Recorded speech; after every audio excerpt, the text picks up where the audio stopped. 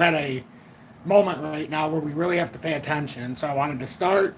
I did a very deep dive into XRP. I mean, like when I say deep, an exhaustive dive, not just through AI, but with just reading and reading and things I've come up with. And I started putting all these things together. I shared it on Telegram, but for anybody who's interested, I'm going to read this because I'm sure there's probably not going to be anybody who reads through all of this. But I went through the intersection of the digital asset policies, sovereign strategic reserves, and social media information dynamics, and I did an exhaustive analysis of the XRP base layer narrative.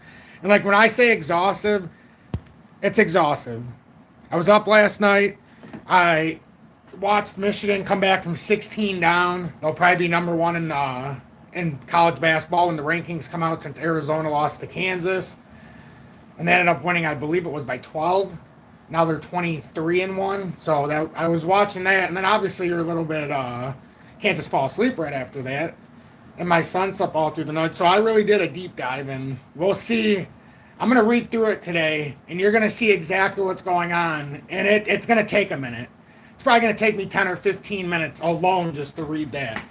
So if you're interested this morning, I highly encourage you, if you're a fan of XRP, that you pay attention to this, because the one narrative I've noticed, especially yesterday, I can give my heart and soul to you, but that's not good enough, and that's okay. So if we're going to get on the right page, I at least now know how to separate the ones who say, I know what I hold, compared to the ones who just talk nonsense. You don't know, some people just don't know. Found it out yesterday very truthfully. So I'm going to share the information so that you know exactly what's going on with XRP at a level that nobody else has ever done. You've never seen this kind of analysis. Not like I'm going to break it down. So you're going to know from top to bottom. And if you don't like XRP, you're going to know. If you do like XRP, well, you should want to hear this information. So with that being said, let me grab a water. I'll let you savor that. Then we're going to do the intro, get into the pricing where no volume has emerged.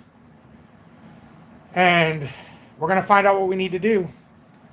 Or if it's the inevitable, we're just going to go to 86 cents at some point. It's just inevitable.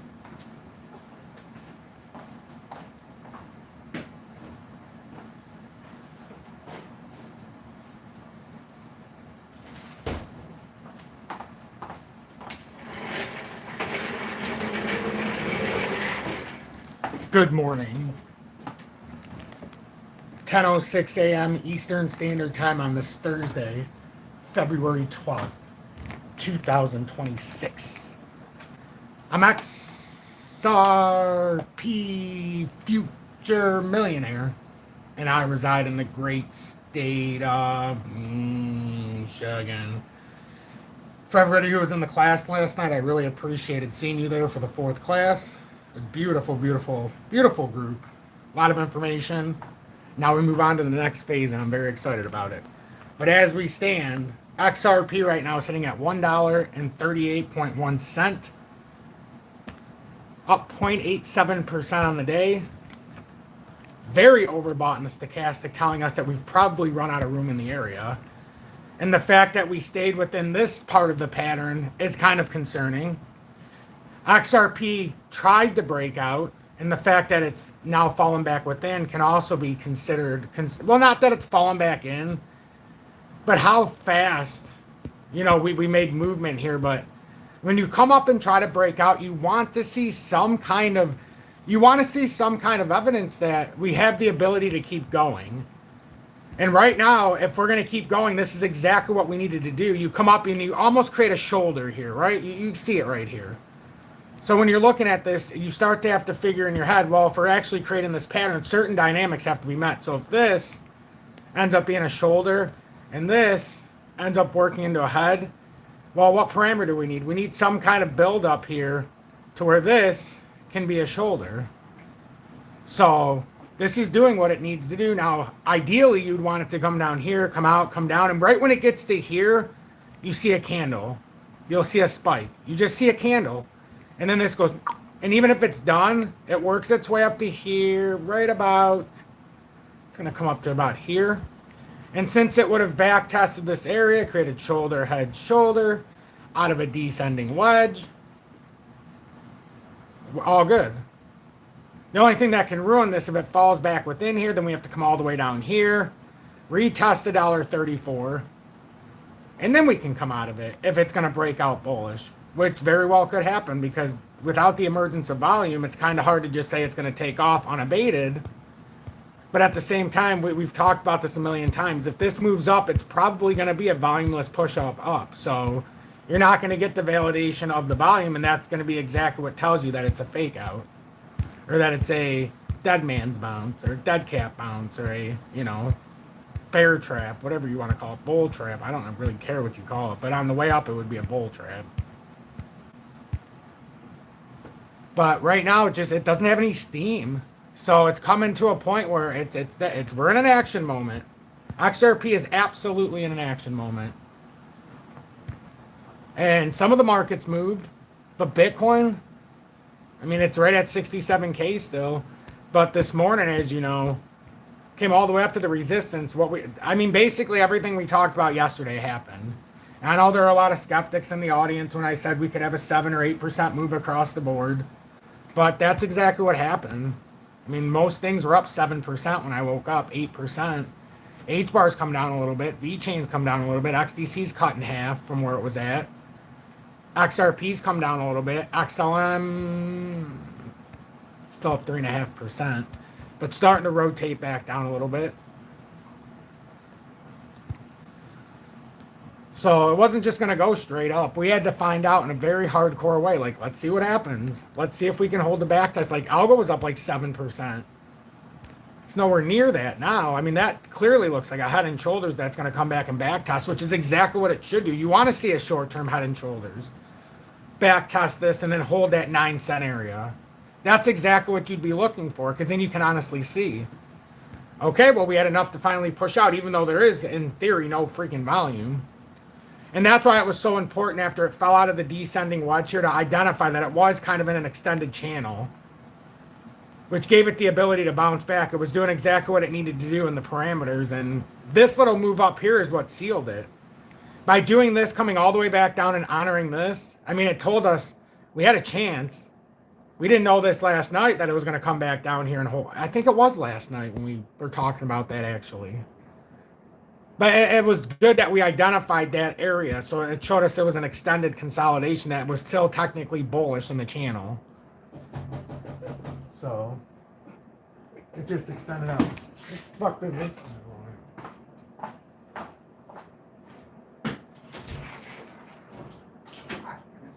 You wanted them Hot Wheel cars? Yeah. They're discontinued.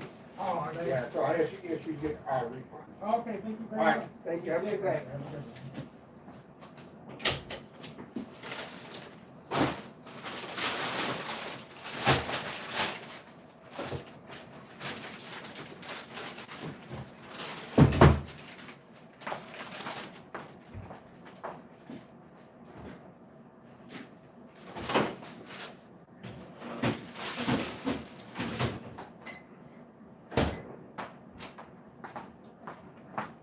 All right.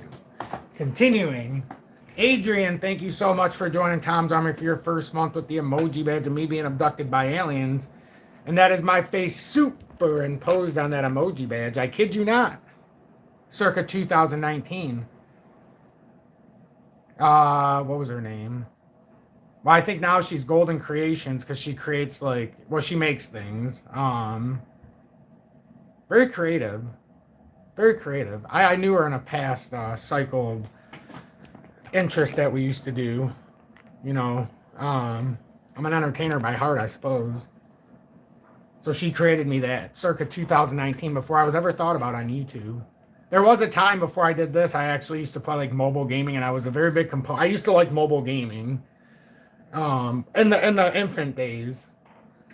When it finally started, that was about 7-8 years ago now. Wow, that's been a long time. Anyhow, I somehow would play COD Mobile. Expanded to other things, but I became the #1 mobile gamer in COD Mobile. It was crazy.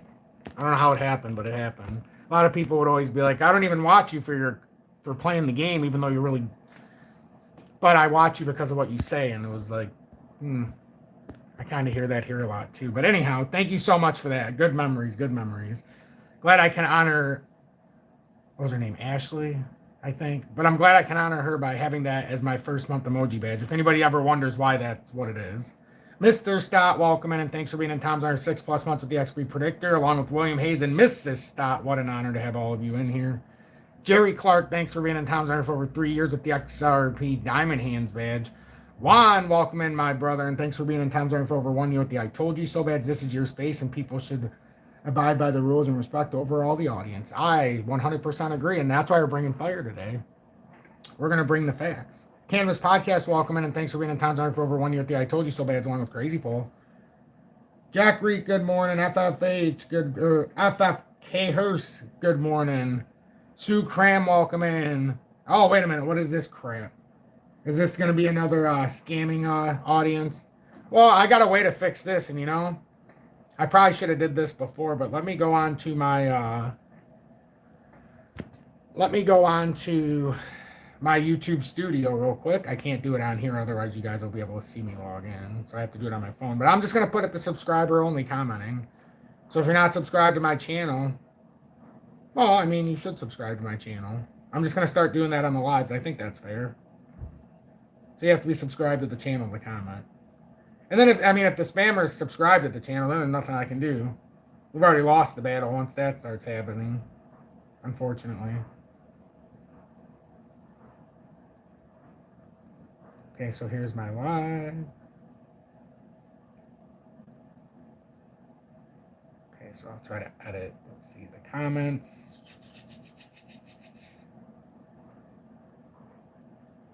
See how it's set up, because it's all different on here. So playlist, show more, and I think maybe this will help. And thank you guys for being patient. It kind of sucks that YouTube allows it so much. So now seeing it in the lives is kind of disheartening. It's one thing on the videos, but to see them allowing the spammers now to actually come into the lives is pretty disheartening, to be honest. And I have it on strict too, which is it tells you that it's not strict. I have it set to strict, but obviously there's no difference. YouTube doesn't care. So subscribers and members only. And then save. So once it takes effect in the comments here, only paid well, not paid. As long as you're a subscriber of the channel. So if you subscribe to my channel, one of the 49,500 or whatever the heck it's at, it bounces around between 49,300 and 600 for some reason. Poppy Lou, welcome in, and thanks for being in Tom's Honor for 6+ months with the XP Predictor, along with Define, and thanks for being a very trusted mod, Defined, and MQ 3+ months. The XP Meteor. Poppy Lou says, hey guys, at work, listening, making pizza still until crypto retires us. Absolutely. That's awesome. And my mod, you can delete those comments, so that they're not on here if you want to. Wink, wink, nudge, nudge. Joseph, thanks for the gifted sub. And thanks for being in here for over 1 year with the I Told You So badge. And also gifting a sub. That is so incredibly awesome. So incredibly awesome. No FOMO gets the gifted sub and back in Tom's Honor for the second month with the Dusty Dotto's Crypto News. That's brilliant. I noticed some of the comments were disappearing, so there was a lot of them. Thank you so much for that, MQ. I appreciate that. But they pop up so quick. Oh, it's embarrassing how quick they pop up.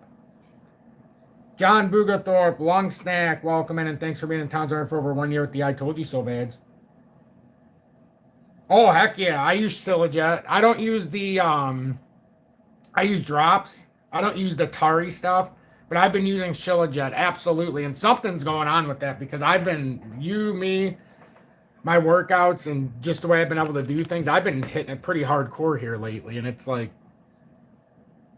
I don't know. It's been pretty nice. I can't wait till the summer when I can go outside and walk. I walk still, but I want to get out there and sweat. I like to work.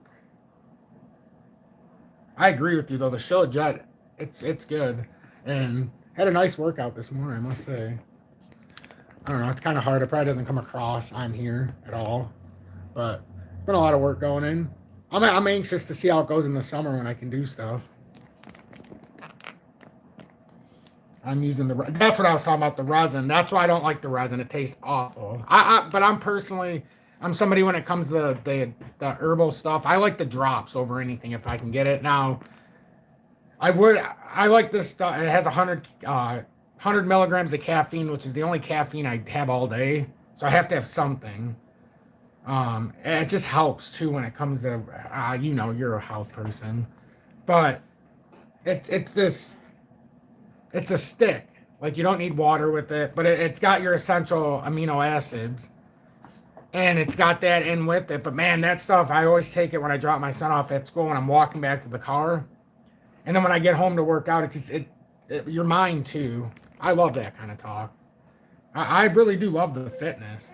That's my calling that I've missed because I put so much time into this. I used to be a personal trainer and I used to be a certified nutritionist / dietitian, however you want to put it. But nobody really liked me because I would be truthful.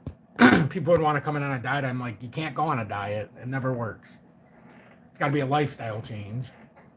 I know, and I used to be able to be like, I know I was 268 pounds or whatever in high school. So I know the difference. Anyhow, tinctures are the most effective and quickest acting way to consume. Tinctures aren't bad. No, not at all. I just have good results personally with how it reacts to my body with the drops. I like drops. I'll fight to the death. If you can pay a little more for drops, you take it. Although you got to make sure they don't put nonsense in it because you don't want it flavored with like sucralose and all that crap. Give me the crap. I don't want to taste any of that sugar nonsense, the fake sugars or any of that. Just if it tastes bad, I'm gonna take it. Anyhow, let's get back on track. So with XRP, we have this descending wedge that we wanted to get outside of, but when you break this into a longer style, I mean, we're not even close to getting out of here. It's like we're just not. I remember we talked about it yesterday. We can sugarcoat it all we want. Like we can even put it like this. This is how we did it, so we didn't come over the top. And I think this is pretty accurate because then at least you can call this a wick, in a higher time frame. But you can go from resistance, first resistance here, then it came over, failed, came around, back down, support, down through, back up, resistance, couldn't get through. And it did form a wedge. Like it's forming a wedge here. So like that makes sense. So we still got time.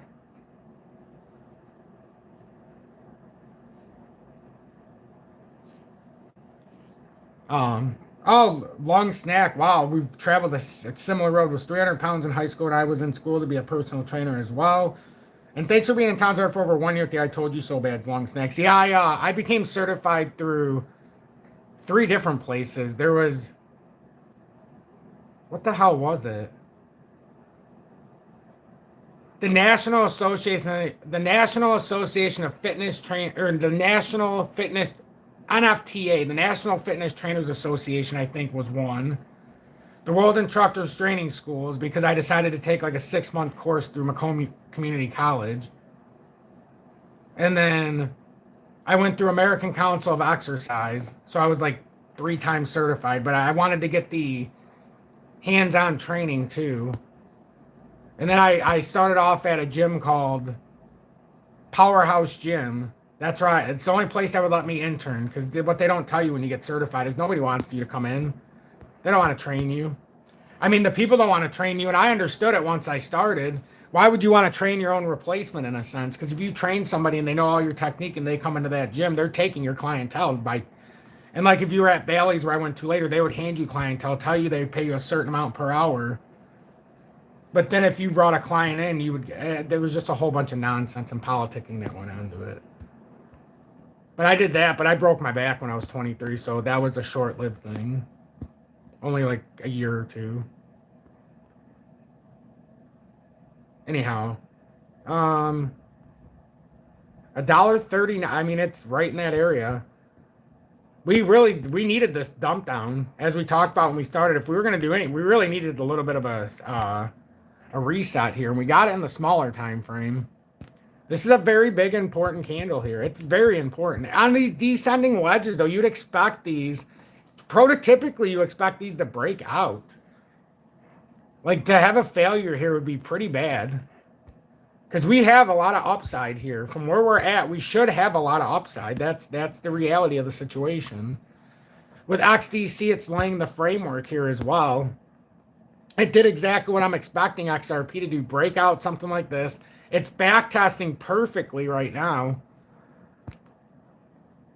It's just in some of the time frames, we're getting out of hand, and now the 3-hour reverse back down. Daily's reversing back a little bit, hooking. The 4 hours up there in the overbought. Are these reversal patterns? Because right now it looks ugly in the 4-hourly. The volume coming up when we look at it, and we have to have 2 charts for XDC because the volume, But there's none. There's really not a lot of volume. Like, it's pretty bad. But like I said, I mean, if we're going to push up here, they're probably going to get a... Yep. MQ, yep. As did I, broke my back. No, I almost I feel like I remember you saying that before. Yeah, car accident. Not my fault, but it doesn't matter. Fucked me up for years. Still does. But I just don't acknowledge it anymore. I just do what I'm going to do. So I guess it gives you one benefit. Like at 23, I knew what it was like to feel like I was 90. I was in so much pain. It never went away, but you just kind of learned to live with it. I couldn't walk for a long time. But anyhow, here's XLM's ahead. This is what I expect out of XRP right here. Exactly this. I mean, this is exactly what I expect XRP to do. I mean, it's almost like we're looking into the future. It's done it before. That's exactly what I'm looking for XRP. It doesn't make it any easier or harder. I mean, it wasn't my fault. Yours was your fault, but still doesn't make it any easier to stomach, does it? No fun. I can tell you that much. It was no buenos. No fun. Still no fun. But it's the cards I was dealt, and I feel like I wouldn't be the person I am if it wouldn't have happened, which is ironic. By getting in that car accident, it actually turned me into the person I was supposed to be. I don't know if I would have ever got to where I wanted to go. Because I couldn't slow down. My biggest problem was I knew what I wanted to do, but I couldn't slow down. Like, my mind worked too fast. I would always be doing too many things at once. And then I was forced to slow down. It's like the man upstairs said, I'm going to have to intervene here because you won't slow the fuck down and do your job. Kind of thing. Excuse me, that was my first word. I was doing so good, too.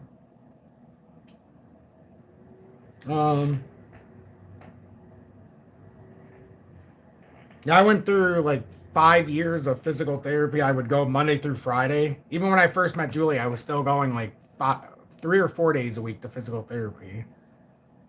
Mind you, that was like 12 or 13 years ago. And I had some stupid procedure, which was deemed that it was not. They had to pull it. I was one of the almost 1 million people who were technical case studies. I didn't know anything about it, that it was in a trial period. But they'd go in and they would burn. Like, they burn my nerve endings from my back to my, like, it's like almost to your brain receptor. So even though you're in pain, has no way of telling your brain that you're kind of in pain. And then it was turned out that it was kind of like, they deemed it like torture, which I could see it. It hurt like hell. But, I wanted to walk. I didn't want to use a freaking cane at 23. So you do some extreme things. So I wonder what would have happened if I wouldn't have done that all the time. Like, would I even be able to stand? Like, is it hurting so much more than I even know? Nah. But yeah, there's some stuff. Anyhow, let's see. What do you guys think? You think we get this pop out? Feels like to me we'll just get a surge out like XLM if it's going to happen. We've been talking about it. Feels like that's what would happen. It's at here, and then it'll just be here. I feel like that's what it's setting up. I feel like we're getting the roadmap from XLM. I feel like we don't even have to stress it right now because XLM's giving us the roadmap. And just like XDC gave us the roadmap, and now it's back testing. And now it should break wrong. We'll see. Can't say it will or won't. But it feels like we're getting the roadmap laid for us right now. For H-bar, what you'd be looking at is maybe it comes back. It might back test just like XLM just did. So if you're looking for a possible entry, you're looking for the back test.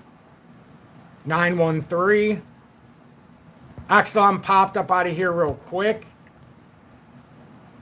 Although if you stay on top of the short-term 200-day, because it's not technically... Ooh, it's got itself in a pretty big overbought, but that's normal for what it's doing. Could run right up here, could run right through. But traditionally, you would back test a little bit. We'll see. This is going to be very interesting. I think XRP's got a lot of room here, though. I'm not going to lie. Just like Algo, I think Algo back tested perfectly, and Algo's got pretty good room here. Some of them have just been... It's just the 4-hourlies are starting to get beaten up here a little bit, but... We'll see how this reacts, but it looks like these should keep playing up here at some point. That's what it feels like. But like, you have to be careful though, because there hasn't been a lot of volume that's come in, and that's a fact. Ethereum's still underneath here, and that's a fact. You know, it didn't get above, so I don't know. Definitely got to be cautious. Bitcoin is still underneath as well, but it's got room to push through. It got out of this little falling area, which is important to me. It was important to get... Why is it like this?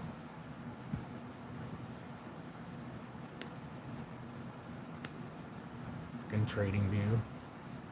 But it's important to me because look how this starts to angle.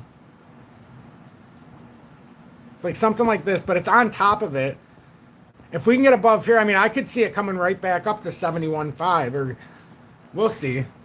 But it has to get back above here. That's all. It has to get above there. We haven't had a lot of volume. I don't know. I feel like that. I feel like XRP is kind of behind here as well. I can't get over that feeling that it's behind.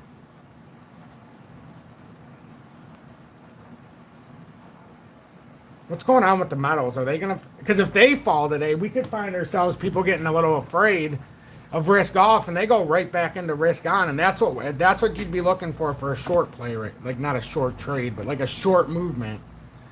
USDT's down 1.47% and seemingly on the downturn here, and this would be great if it resets a little bit, but it's right at the support at 8%, so it's gonna be tricky here this morning. XRP looks like it's getting ready for like a 4 to 5% outburst here. That's what it looks like. V-Chain, we talked yesterday that it was probably going to be one that runs out pretty good if it does. Now, yes, there's something to be said. It could always come back down and test it, but it's been so... There's been a lot of aggression built up here, so there's no guarantee that it comes back. If it holds this here, like in these shorter time frames, it'll push right up to the 200. Definitely watching this closely. But I really like what XDC did. Look how XDC came back down. Isn't that kind of a thing of beauty? How it bounced back perfectly between the resistance here, came back to the support. It's just got to hold it. But it should have more room here, because if that's a B, like if this is an ABC, even if it's only a 3-wave corrective, it's still got one more wave up, and this could be the start of it. I mean, I don't know if it comes all the way up here. And obviously where it broke out, the measurement changes just a little bit. That's like 4 or 5. I honestly could see that. Do you think silver is looking to double tap the all-time high in the short term? That's an excellent question, JG. That's unbelievably accurate. It should at some point. The only question I have is, with the way the volume portfolio is changing up a little bit, is there enough validity right now for it to make that play straight through? I honestly don't know the answer to that. Because I could see it going down first. You know. But I really do like Algo on this spot. If it breaks out, I think Algo is undervalued right now. Where it's at, if the market's going to move, this would surprise us. Algo would come back over the top, and I think we'd be looking at somewhere from 9 cents, and it could be somewhere like another 10-15% for Algo just to get up to where it looks like. The only question is, because it's early in the morning, you know, where's the appropriate spot for this market to start taking off? If it's going to. It's impossible right now to say, because with the movement up, we've gotten so much exhaustion right now in the buying pressure. I would expect V-Chain and H-Bar to cool off here for a second and backtest like XDC did. And I would expect us to watch XDC here because the way it's pulled down in the daily, I mean, that leaves a lot to be desired. That's not, I mean, if you're asking, that doesn't seem like what I want it to look like in the daily. And then you start looking at the rest and you can see the setup is similar. They're up here at this part of the pattern.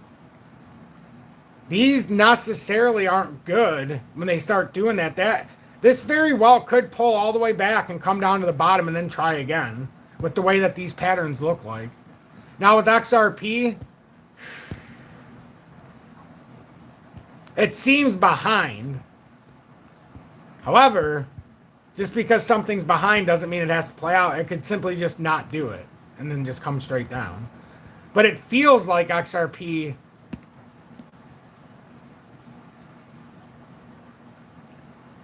We just got to find that spot. We got to find that spot.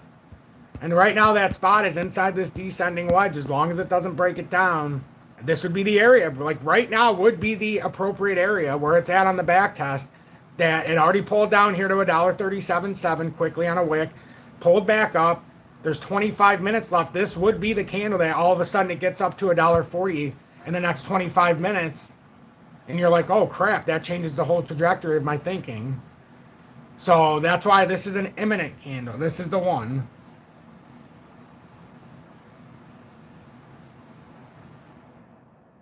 I know it is. I know it is. Because it keeps pulling back down. That's why I said those wicks are not desirable. It's all top heavy. Now this pulled up, but and even when you look at in the dailies, like that's something I don't want to see in the daily. Like this is what I don't want to see. Well, I mean this pulling back down like that, it shows it to an extent, but if you go on other charts, it shows it better. Like XDC, that's so bearish with the way it is right now. You don't want that pullback. Absolutely showing exhaustion. That's also a symptom of no volume. Now it can change this. It could change this and pull back up. And it can do what it needs to do. But even H bar, you can see it. Look how the wick is. Now, could that be an inverted hammer? I don't know, because that little pull right here doesn't. That's kind of far on the bottom.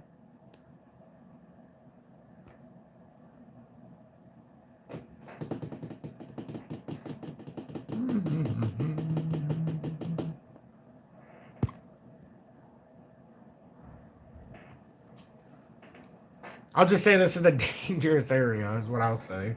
Because right now it looks like the market, even if it pushes up, it looks like it's in need for a pullback. So.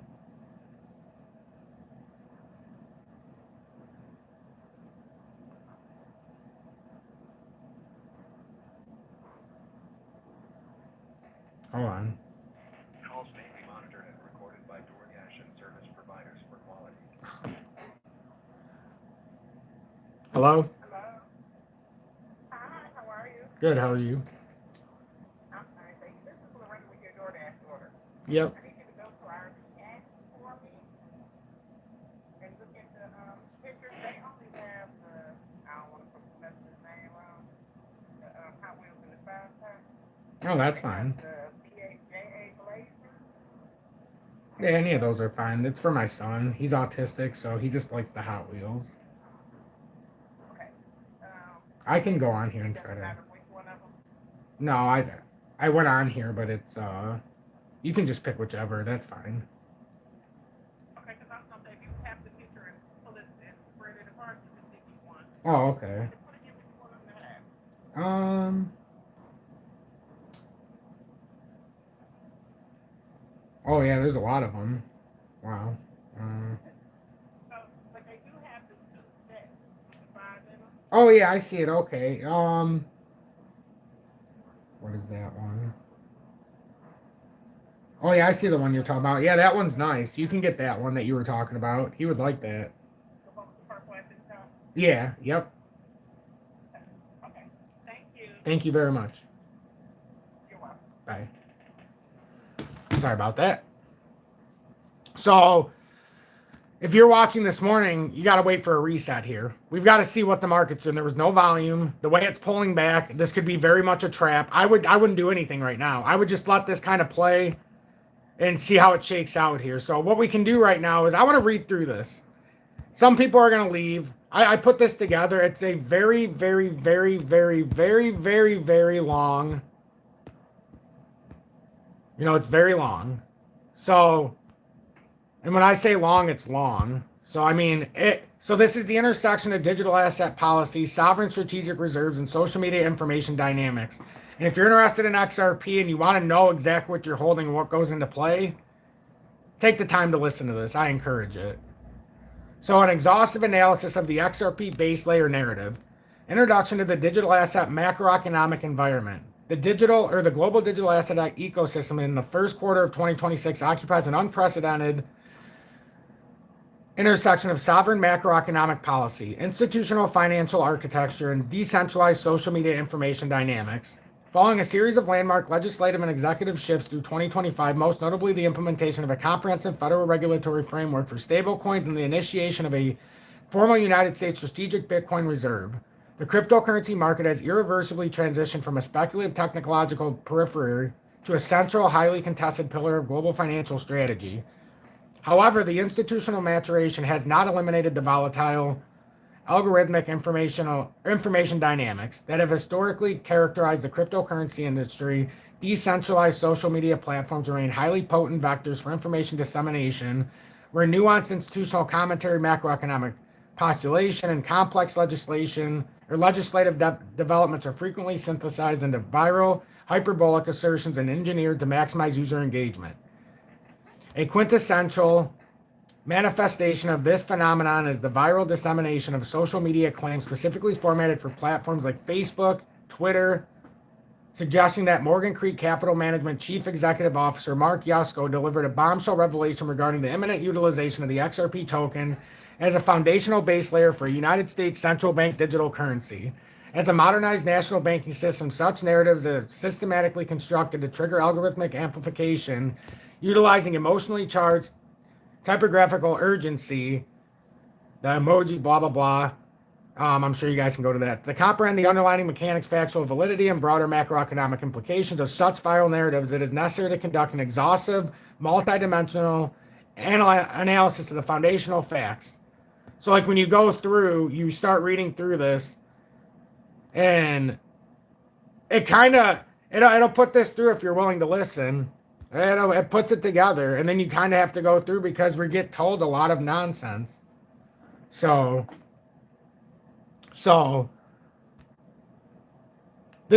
anyhow, Morgan Creek Capital regarding XRP and alternative digital assets. It rigorously evaluates the complex, often contradictory legislative environment surrounding the proposed U.S. digital asset stockpile, the guiding and establishing national innovation for U.S. Stablecoins Act, Genius Act, and the Digital Asset Market Clarity Act.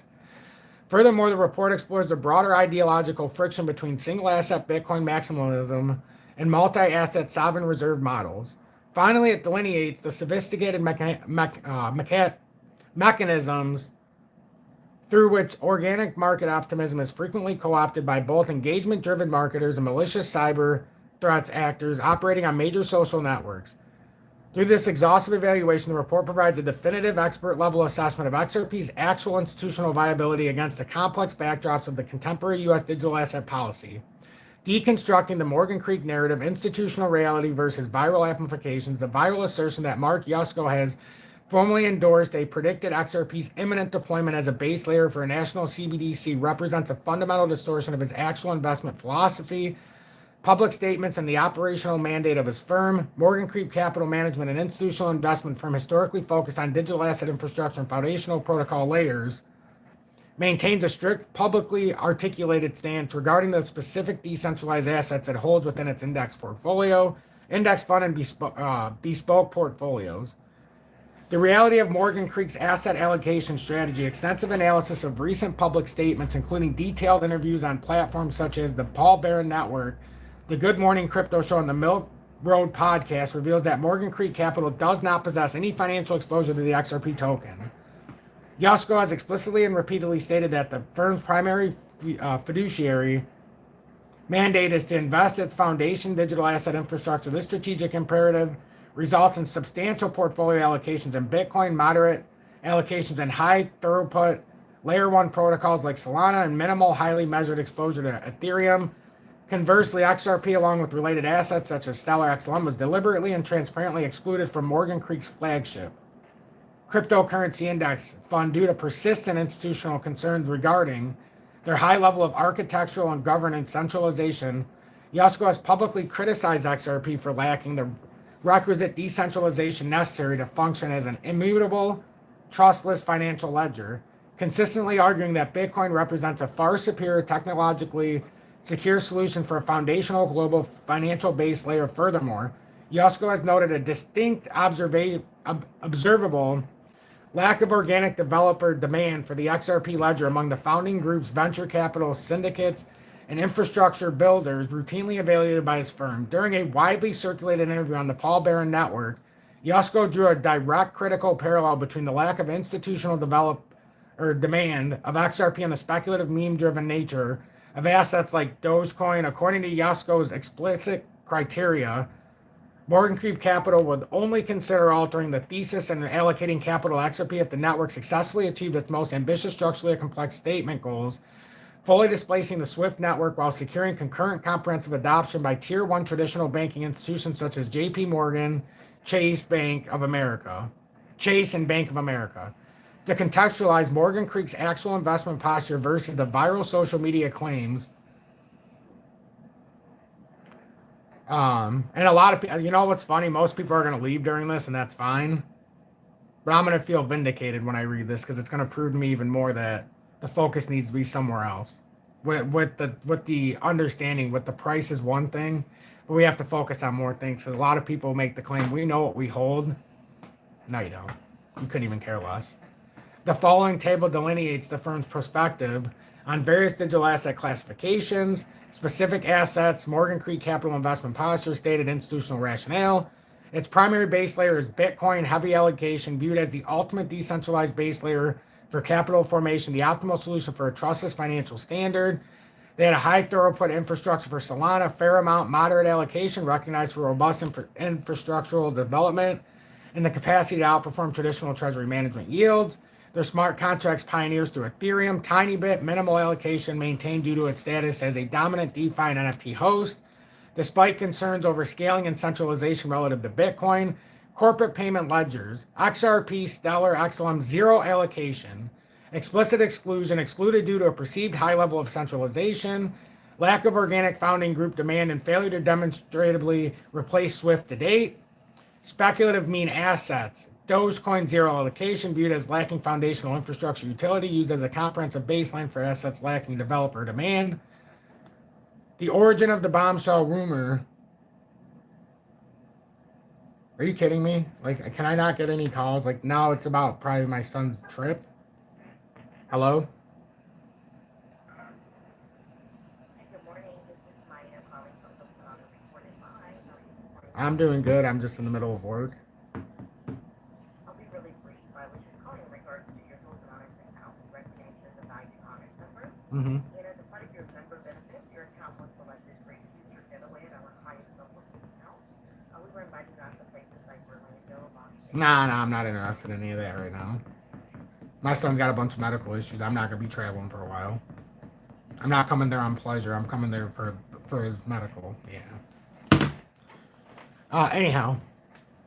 Apologize for that. I thought they were calling about our, because he's got to go to Grand Rapids for his G-tube and just his medical checkup. We got to go on Monday. Or Sunday we're going. His appointment's Monday. Anyhow. The origins of the bombshell rumor and the policy curveball. If Morgan Creek Capital harbors such deep reservations regarding XRP, one must examine the precise origins of the viral narrative suggesting Yusko dropped a bombshell regarding its deployment. The viral social media text originates from a highly selective, contextually stripped interpretation of his commentary on broader macroeconomic rumors. In multiple recent appearances, including a notable interview on and this is important because I even shared something about it yesterday, but most people want to criticize instead of actually comment and share their thoughts. But Is there any legs of this? If there was legs of this, this would be freaking huge. And people are, why isn't the price going up? Well, maybe because there's not as much legs of this as everybody thinks. Maybe we need to do some research. In multiple recent appearances, including a notable interview on the Good Morning Crypto Show, Yasko acknowledged the existence of aggressive, well-funded lobbying efforts executed by Ripple, the technology company closely associated with the XRP token, aimed at positioning the digital asset as a liquidity-based layer for the traditional banking system. Rather than endorsing this outcome, Yasko posed a highly skeptical rhetorical question regarding whether there exists a world where you could see enough lobbying being done that gets proposed. More specifically, Yasko observed that there is some talk and rumor swirling regarding the potential for the newly established Donald Trump presidential administration to expand its highly publicized strategic cryptocurrency reserve beyond its foundational Bitcoin mandate to include alternative digital assets like XRP, Cardano, and HBAR. He also indicated in a nuanced discussion regarding market mechanics that significant XRP activity and strategic positioning by major institution market participants, frequently referred to as whales, may be occurring quietly. So this is giving you insight.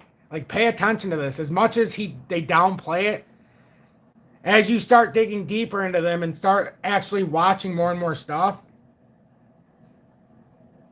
Oh, he's scummy. They're all scummy, but listen to this. Scummy or not, listen to some of the nuances they're dropping. You think it's all bad about Ripple, right? Listen, silent accumulation from the whales and deeper down. Major institution, strategic positioning by major institution market participants, frequently referred to as whales. This is about XRP activity, significant XRP activity and strategic positioning by major institutional market participants, frequently referred to as whales, may be occurring quietly or behind the scenes, even as Ethereum continues to dominate visible public on-chain data narratives and DeFi total value TVL metrics. Yasko warned the market of a potential policy curveball approaching, suggesting that regulatory shifts might reveal that XRP is executing more substantial infrastructure integration beneath the surface of a current retail-facing market metrics that many analysts currently realize. So, exactly what we're talking about.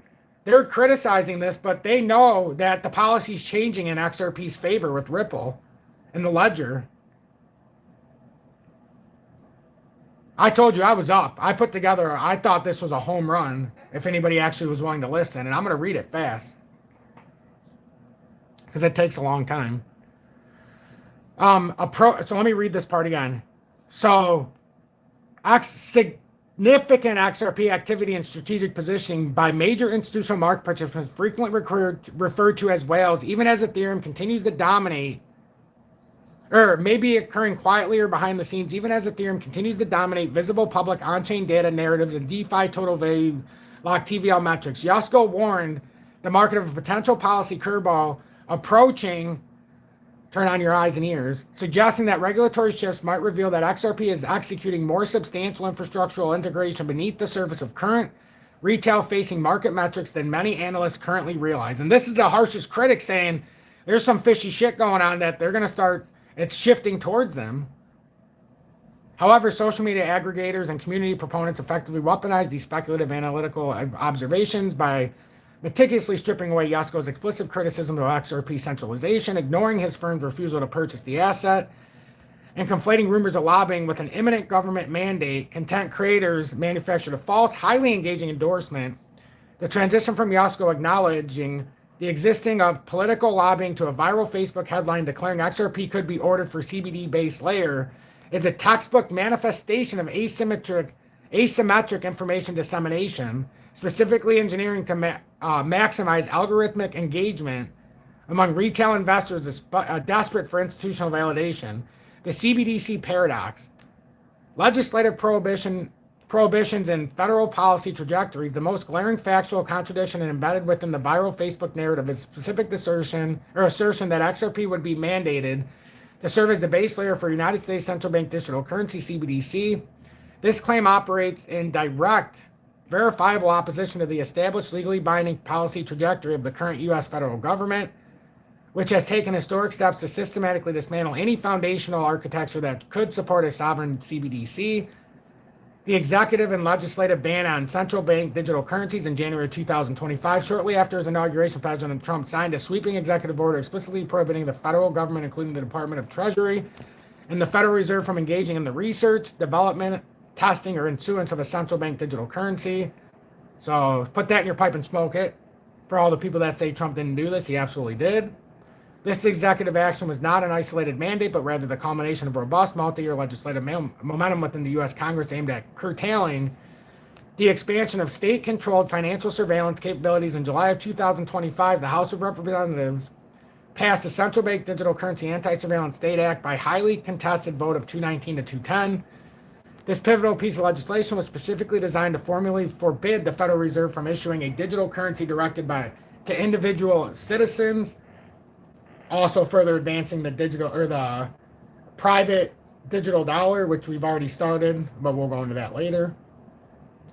Digital currency to individual citizens, and to explicitly prohibit the central bank from utilizing any form of CBDC to implement macroeconomic monetary policy absent explicit future congressional authorization.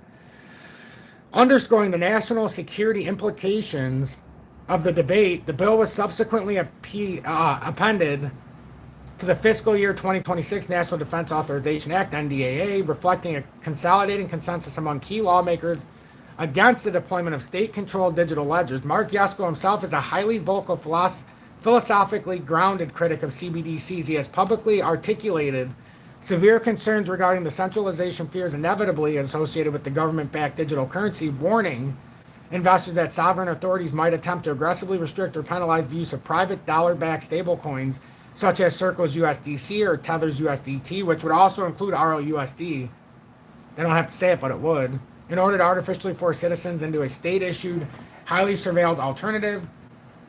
During an appearance on the Milk Road podcast, where he delivered a blunt diagnosis of the failing global fiat economy, Yasko expanded on these concerns, drawing direct, chilling historical parallels between the potential rollout of a CBDC and the draconian 1933 gold confiscation policies executed in the United States under Executive Order 6102. And this is important because think about if you hold stable coins, this is all the warnings we ever give. This guy gives a bunch of information, but he gets labeled a douchebag because he doesn't like the fact that Ripple XRP is centralized. But it doesn't stop him from saying that something's going on that don't smell right in the government, where the rules are being rewritten in Ripple and XRP's favor as far as the ledger and a Ripple bank kind of thing. Think about it. I never said XRP was going to be a CBDC. I said it was going to be not the currency, but the collateral, the fund, whatever they decide to do. That's going to be the collateral for the central banks. So, profound hope that he expressed profound hope that a CBD scenario never materializes within the United States, further rendering the viral claim that he dropped the bombshell in favor of XRP-backed CBDCs. Ripple's true strategic objective, nostro vostro replacement. This is important. Given the explicit federal prohibition and profound institutional hostility towards CBDCs, Ripple's actual heavily funded lobbying focus in Washington, D.C. is not centered on architecting a U.S. CBDC. Rather, the firm is aggressively pursuing regulatory clarity that would legally permit XRP and function as a frictionless bridge asset for cross-border settlements and is highly efficient replacement for the antiquated nostro and vostro accounts currently maintained by commercial banks. That's why it has to be centralized. Proposed framework and white paper submitted to federal agencies by industry analysts suggest, as a comprehensive integration plan detailed by Maximilian Staudigator, suggests the implementation of emergency financial legislation that could mandate or heavily incentivize traditional banks to utilize XRP for real-time liquidity solutions.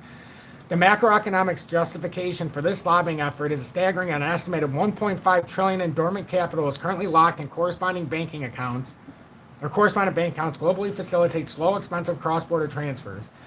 Unlocking this capital via instantaneous settlement layer like XRP would provide a massive stimulus for the global economy.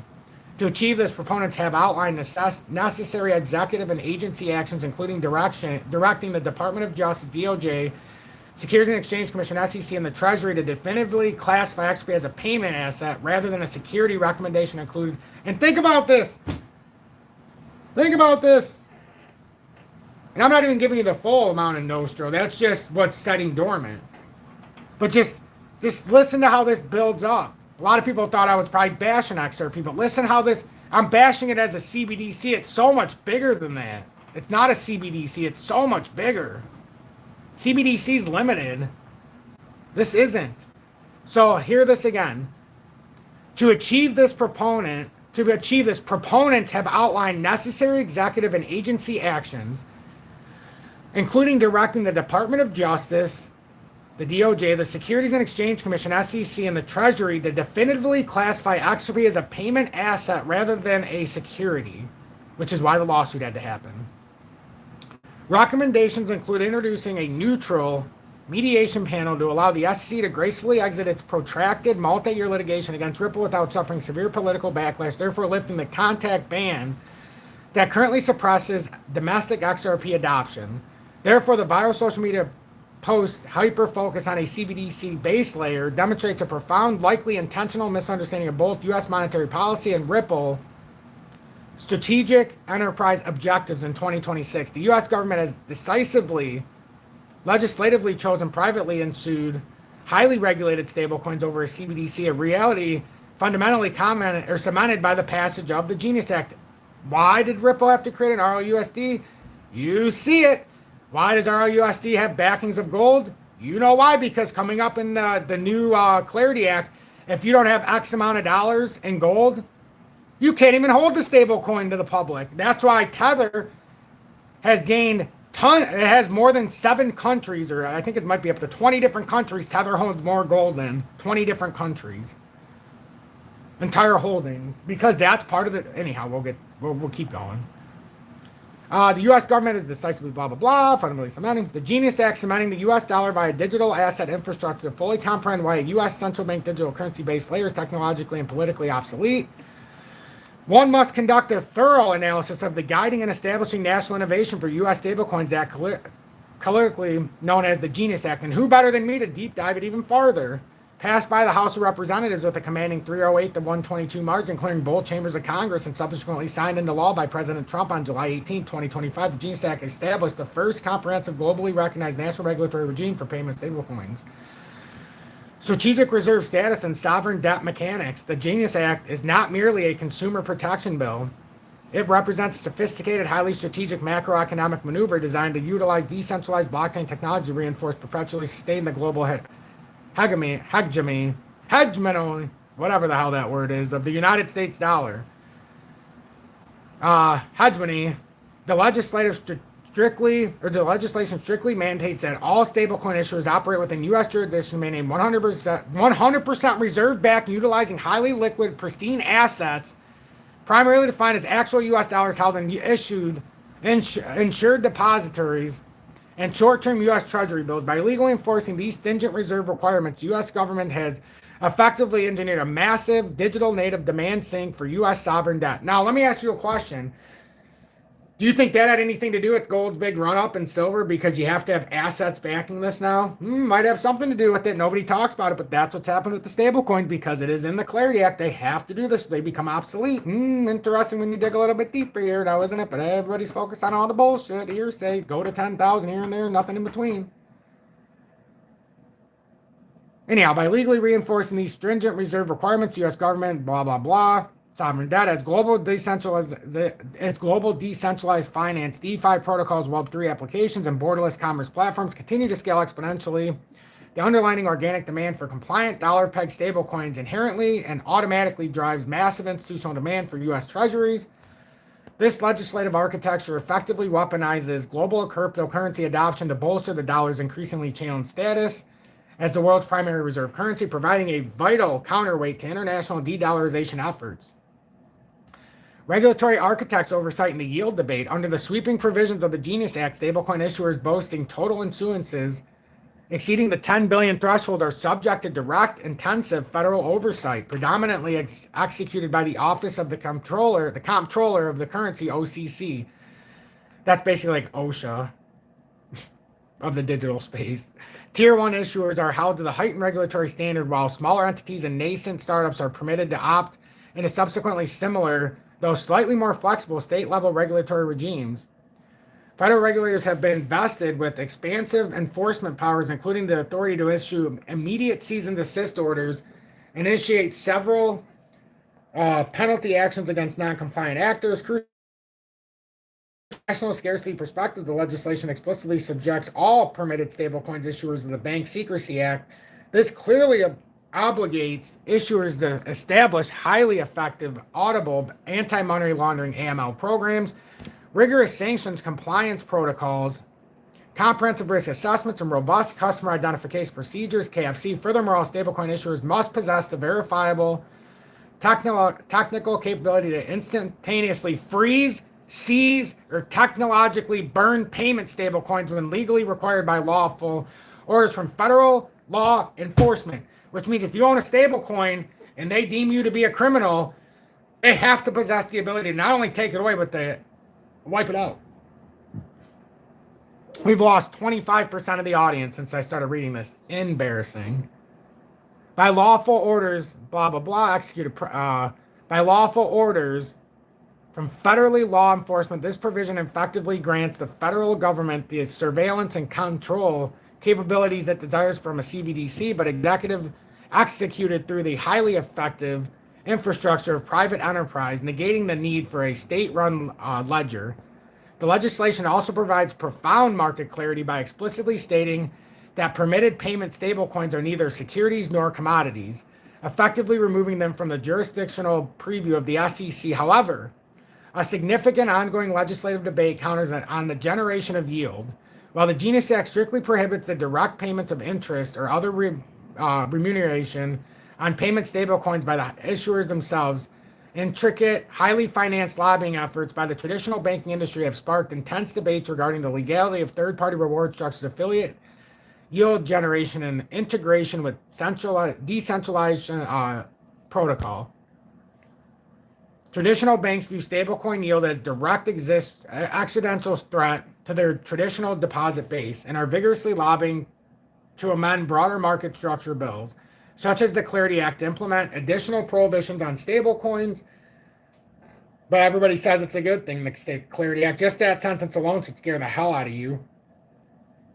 Traditional banks view stablecoin yield as a direct accidental threat to their traditional deposit base and are vigorously lobbying to amend broader market structure bills such as the Clarity Act to implement traditional prohibitions on stablecoin rewards through 2026.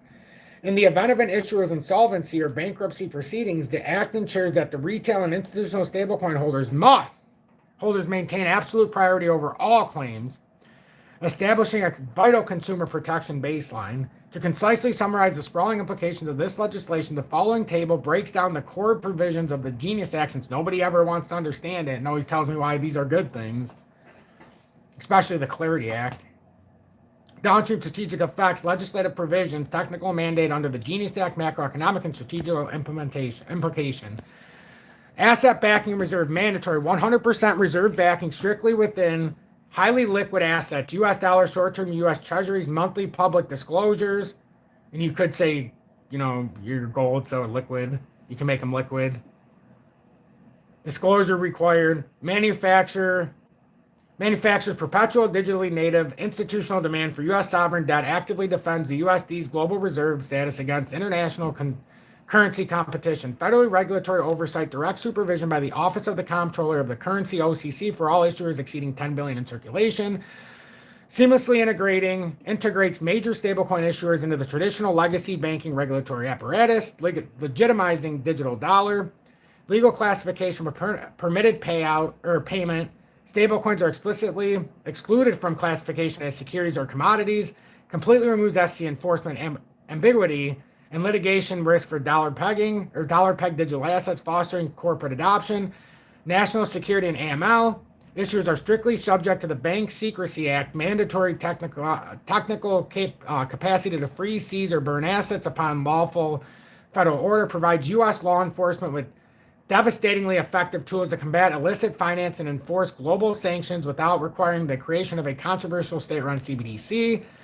Yield generation restrictions. Issuers are prohibited from paying direct interest on stablecoins. Ongoing legislative battles regarding affiliate reward structures. Protects the foundational deposit base of commercial banks, while allowing limited, heavily scrutinized crypto-native yield mechanisms to persist in the periphery. The Clarity Act. This is where it gets juicy for all my lovers of it. Market structure, jurisdictional delineation, and the DeFi flashpoint. While the Genius Act conclusively resolved the stablecoin question, the broader infinitively more complex classification of highly volatile digital assets such as XRP, Solana, Cardano, and the sprawling Web 3.0 ecosystem is governed by the Digital Asset Market Clarity Act, passed by the House of Representatives in July 2025 by a decisive margin of 294 to 134. The legislation advanced to the Senate, where it has encountered intense scrutiny, significant amendments, and fierce ideological debate, resolving the SEC versus CFTC paradigm for over a decade. The SEC Securities and Exchange Commission, SEC, and the Commodity Futures Trading Commission, CFTC, operated in a deliberating state of jurisdictional friction, resulting in a highly criticized regime of regulation by enforcement that drove digital asset innovation to offshore jurisdictions. The Clarity Act fundamentally aims to bring this bureaucratic tug-of-war to a close by establishing a clear, bright-line statutory framework dividing regulatory responsibilities. Under the framework, digital assets that operate on sufficiently decentralized networks and do not exhibit the traditional characteristics of an investment contract are classified as digital commodities, placing them firmly under the exclusive preview of the CFTC. Conversely, the SEC retains oversight of restricted digital assets that function akin to traditional corporate securities. Crucially, the legislation includes vital and innovative mechanisms allowing tokens originally sold pursuant to investment contracts, often by initial coin offerings or ICOs, to formally transition into digital commodity status as their underlying blockchain networks achieve demonstratively sufficient decentralization over time. This transitional pathway is exceptionally relevant to XRP, which has historically been the subject of intense financially draining multi-year litigation with the SEC regarding its initial distribution. Furthermore, the Act explicitly creates a provisional registration pathway allowing digital asset service providers to operate legally while both the SEC and CFTC finalize their respective rulemaking procedures, effectively ending the era of regulatory ambiguity. The Senate Agriculture Committee and the DCIA, following its passage, and the House, the Senate Agricultural Committee, under the leadership of Chairman Senator John Boozman, took up the mantle of digital commodity regulation. Building upon a bipartisan discussion draft released in November 2025 by Senators Boozman and Cory Booker, the committee introduced the Digital Commodity Intermediaries Act, DCIA, on January 21st, 2026. The committee released updated 278-page legislative text that incorporated the definitions relating to blockchain technology from the House's Clarity Act and included exclusions for network tokens and ancillary assets. On January 29, 2026, the Senate Agriculture Committee achieved a historic milestone, advancing the DCIA on a razor-thin 12-11 party line vote, with Republicans in favor, the Democrats opposed. This marked the first concrete Senate-level victory for comprehensive market structure effort, as no crypto market structure bill had previously cleared a Senate committee. The decentralized finance DeFi flashpoint, despite this historic advancement, severe, potentially fatal regulatory hurdles remain as the legislation moved toward the Senate Banking Committee, Decentralized Finance, a sector encompassing decentralized physical infrastructure, network DPIN, automated market makers, and a non-custodial lending protocols, has emerged as a primary legislative flashpoint. The original Clarity Act attempted to provide robust safe harbors for non-custodial DeFi participants, specifically protecting software developers and network validators from being regulated as traditional financial intermediaries. However, who could have saw this coming? The updated Senate legislation contains highly contested provisions regarding how DeFi protocols should be treated, defining groups acting in concert with respect to decentralized governance systems. These provisions triggered a massive backlash from the cryptocurrency industry. Disagreements over DeFi definitions, compounded by the ongoing battle over stablecoin interest restrictions, stalled the bill's momentum in the Senate Banking Committee. The situation was drastically exacerbated by intensifying industry lobbying, culminating in Coinbase, the largest U.S. cryptocurrency exchange, withdrawing its vital political support for the bill mid-January 2026 because they tried to rewrite it. But retail will tell you this is a great thing. It's not killing nothing. It's advancing and it's making things clearer. Retail don't know dick. Citing excessively restrictively provisions that could cripple domestic on-chain innovation. As lawmakers weigh further amendments, the fate of DeFi integration into the U.S. financial system remains precariously balanced. The sovereign pivot The United States Strategic Crypto Reserve, while the legislative battles over the Genius and Clarity Acts define the regulatory boundaries of private market participants, the rumors amplified by Mark Yasko regarding a diverse national reserve are grounded in concrete. Unprecedented actions, executive actions taken by Trump administration March 25, President Trump issued a historic executive order formally establishing strategic Bitcoin reserve, as formerly known as the exit liquidity strategy. Sucker retail in so we can get out. Not me, but them. Bitcoin reserve in the United States digital asset stockpile, marking the first time in global history that the U.S. federal government adopted a sovereign accumulation strategy for decentralized digital assets, of elevating them to a status historically reserved for critical commodities like petroleum or physical gold. Mechanics of the strategic Bitcoin reserve prior to the issuance of the executive order, the federal government's handling of digital assets was highly disjointed, fragmented, and fundamentally reactionary. The government routinely required massive quantities of digital asset through civil and criminal asset forfeitures executed by agencies such as the Department of Justice and the FBI. Historically, these agencies lacked a unified strategic policy and routinely auctioned off these seized assets to the highest bidder on the open market, treating them merely as criminal proceeds to be liquidated for fiat currency. The March 2025 executive order abruptly and permanently halted this liquidation practice. It directed all federal agencies to conduct a comprehensive audit and provide a full accounting of their digital asset holdings to the Secretary of the Treasury and the President's Working Group on Digital Asset Markets. Most importantly, it established, well, only 71 people wanted to hear the rest of this. I don't even know if it's worth my time to keep reading it. There's so much more. Let me go to the part that I like the best. I figured most people would leave, and this tells me a lot about the way I need to do my content. So, only one more thing I wanted to do was right here. I think it goes into the final. Whoops. Goes into the final two. That's incredible. 50% of the people didn't want to hear about this. Wow. Yeah, more people just came in, but they're just going to leave. Imagine trading crypto, but you don't want to know about it. So the dark ecosystem, malversizing, social engineering, and cyber exploitation while the algorithmic amplification. Okay, so I don't want to talk about that. I wanted to go farther. Where's it at? This is just talking about what we already talked about. So this should be pretty good. We're good. I got through what I wanted to. I think there was just this one part that I didn't get to. Where was this at? To achieve true virality. Okay, so that's the viral nature. We don't care about that. There was one more thing. Nah, this is basically just about the stuff that goes on, about the messaging campaigns. No, I got what I wanted to. We got what we wanted to. Okay, so for anybody who actually paid attention, that I appreciate it. I really do. No, that was just, unless you want me to just keep reading it, but the rest of it goes through like the social media influences, the stuff we don't really need to see. And look, I knew we had to talk about that then. We could tell the market was coming down. We talked about it I don't sugarcoat it. I'm going to tell you the truth. Wish more people, I love the core audience we have.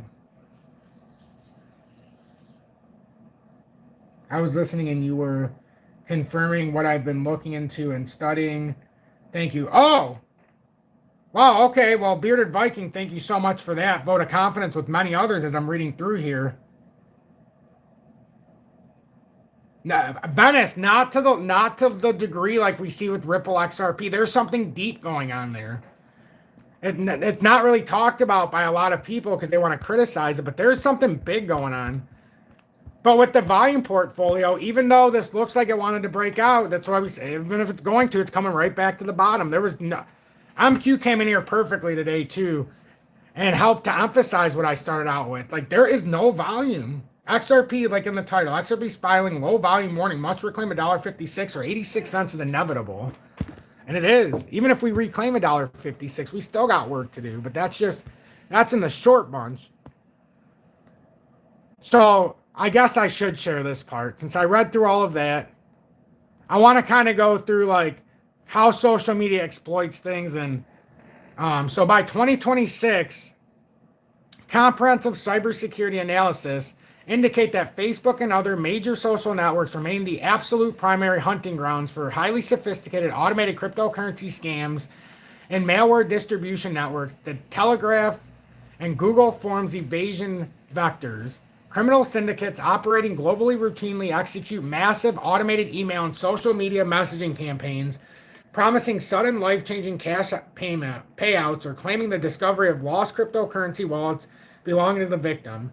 To evade detection, these highly evolved campaigns frequently abuse minimalist, anonymous publishing platforms like Telegraph, because anyone can use. Is this supposed to be Telegram? I don't think it's Telegram. I think this put together my words. This is supposed to be Telegram. To publish a simple web page instantaneously and anonymously, attacking use it to host maliciously payloads of fraudulent interfaces that easily evade automated corporate malware scanners to further legitimize the initial contact and bypass stringent spam filters on platforms like Facebook and Gmail. Attackers utilize highly trusted, legitimate corporate infrastructure such as Google Forms. Victims click a seemingly benign Google Form link, which subsequently auto-directs them to a customized telegraph.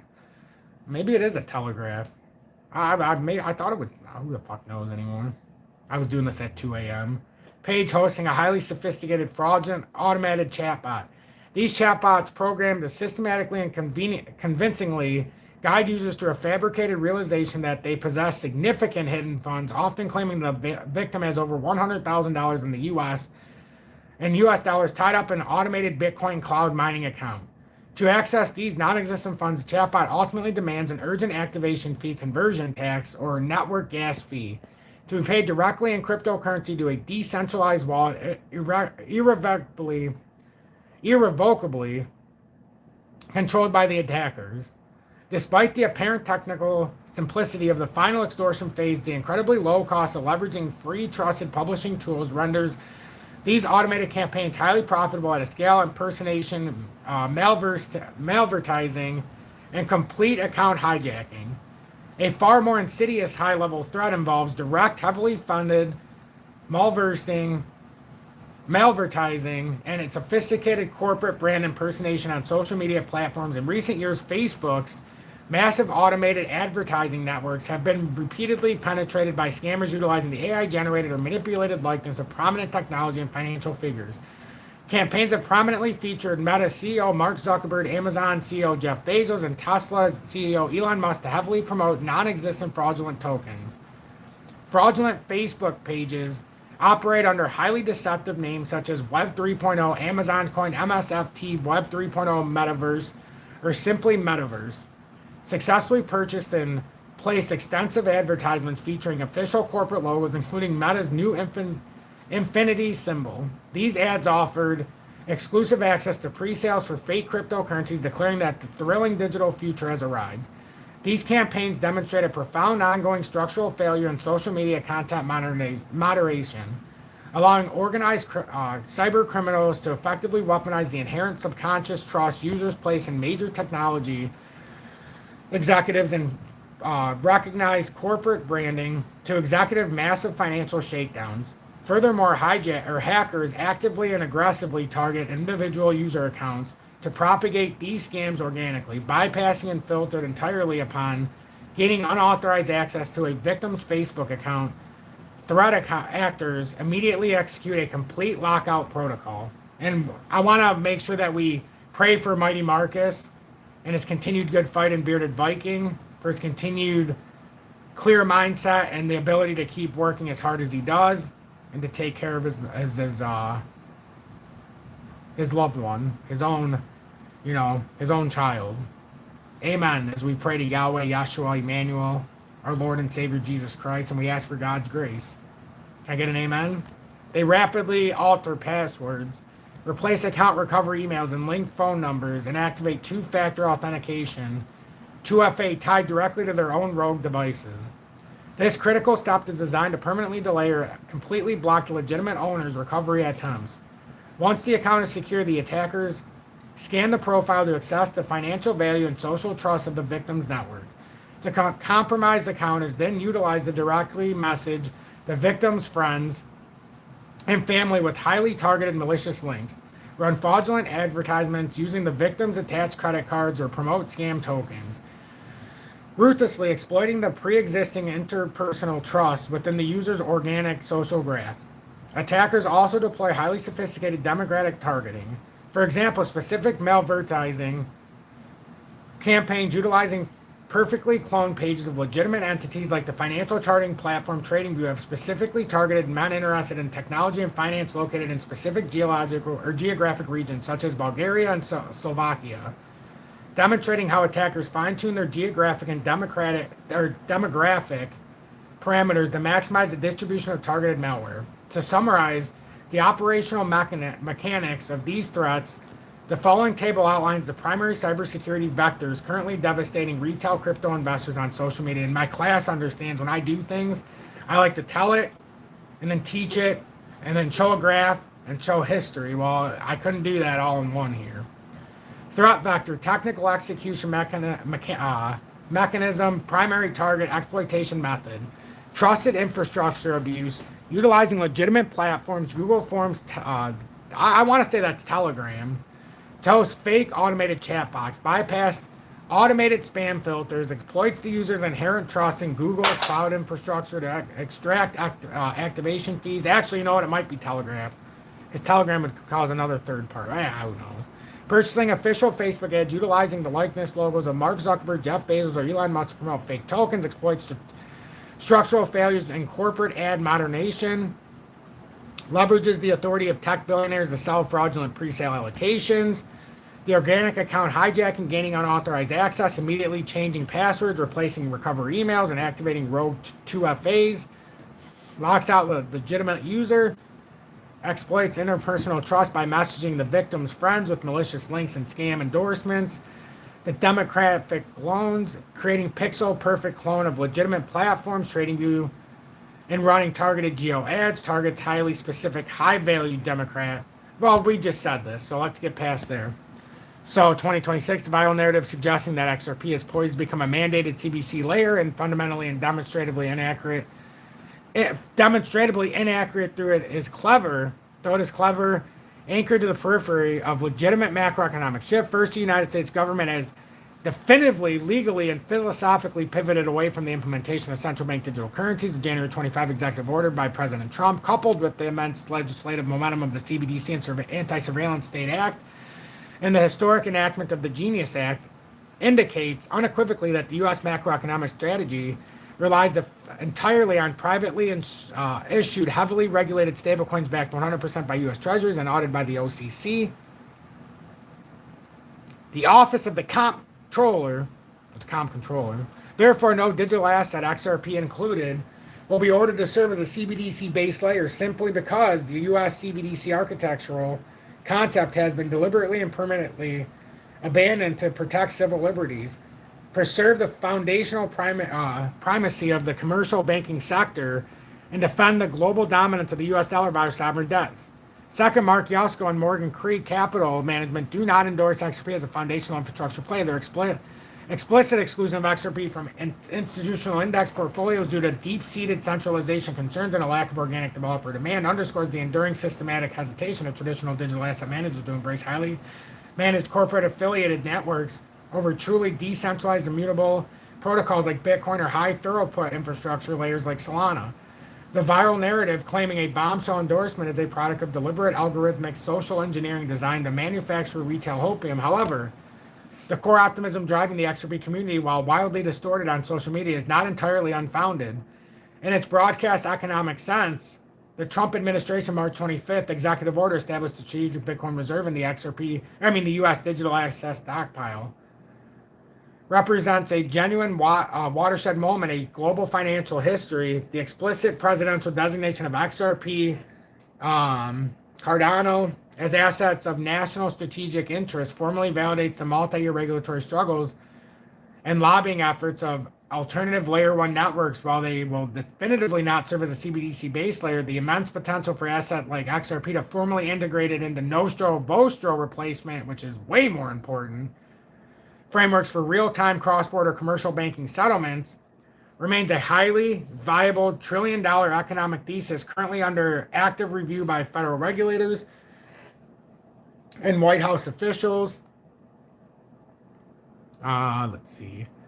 Ultimately, the digital asset ecosystem remains highly susceptible to extreme epistemological friction as the national regulatory architecture rapidly solidifies through the enforcement of the Genius Act and ongoing Senate battles surrounding the Clarity Act and DCIA. The market will increasingly bifurcate between stark institutional realities and manufactured retail narratives. Market participants, institutional investors, and policymakers must develop highly sophisticated analytical framework to distinguish between genuine sovereign policy directives and the algorithmic engagement traps engineered by social media marketers and malicious cyber actors. The future of digital capital formation will be dictated not by viral hashtags, but by the rigorous legislative integration of blockchain infrastructure into the bedrock of the global financial system. So if you don't understand all of that, and you're in my house telling me that I don't understand what XRP is, or I don't understand digital assets, or I don't understand the Clarity Act, or I don't understand the framework, or the charts aren't important, get off your high horse, take a seat, and bow, not to me, but to the information that's put out, not just by me, but by this entire community, that for the last 5 years, since March 24th of 2021, hasn't missed a single beat, hasn't missed a single day, hasn't missed a single minute covering this. That's the truth. So, if you don't know what I just shared, stick around. I can teach you it all. I didn't put that together for my health. I know all of that. I did that at 2 a.m. It took a couple hours. But I did that because it's a deeper way. But most people don't want to listen to it. Most people just want to buy crypto, say, I know what I hold, because that's the cool thing to say. You know what I say? Retail doesn't know shit. And this is a family-friendly show, but they don't know nothing. They only know what you're told. So let's keep the directive. Let's keep the mind open. Let's not come in with that negative energy all the time. Let's understand that not I, but somebody else in the audience that partakes that might not be in here actually knows something that all of us doesn't know. And they can lend us a positive movement. They can lend us that positive info that we're looking for. Every single day you come into here, this might be the only time of the day where somebody's actually positive. The rest of the day just is no fun. So we've got it. That's why yesterday I failed. I fed into the negativity. You know, we have to do better. I have to do better. We have to do better. So that starts with me. So I wanted to bring you that information so that you can go back and read it. If you're in the Telegram, you can watch it. You can look at it. I'll share it, but it takes a couple parts if I do it on Facebook. It's too long. I made it so long that Facebook won't print the whole thing, ironically. So, you know, I love this community enough to where I want to make sure we know everything. You know, I'm not looking for a fancy paycheck. I'm looking for all of us to get ahead. Otherwise, we're going to get left behind, and that's not going to be any fun. But right now, this don't look good right now. This looks bad. It looks bad this morning. And now we're coming back to the oh boy moment. Can we hold the back test? You know, we talked about VeChain. It was up 7% when we started. It's coming down. It's got to come back and try to probably back test this 7.6 area. We talked about HBAR when it was up 7%. It's coming down and now it's already back tested through it. So let's just make sure you don't ever want to jump the horse. If you miss it, just wait. And that's why I'm more bullish on XDC, to be honest. XRP is going to make us money. We just need to vibe high. All data is good, even if and it's so crazy, the audacity of these people to say XRP to centralize, but Bitcoin is not. It's crazy behavior. Oh, that's just something they do. They do that because they're universally pushing Bitcoin, so you can't say it's centralized. If they said that, could you imagine? But the reason why you want XRP in itself to be centralized, even though the ledger is decentralized, it's on 100%. It can, well, I suppose not like that, but why you want not only to be centralized, but for XRP to be non-ISO compliant. It's not that it's not ISO compliant. It can do more than just the ISO compliance. Like I really would implore everybody to understand why it's important for XR or for Ripple, the whole ecosystem to be centralized if we want to have a bank.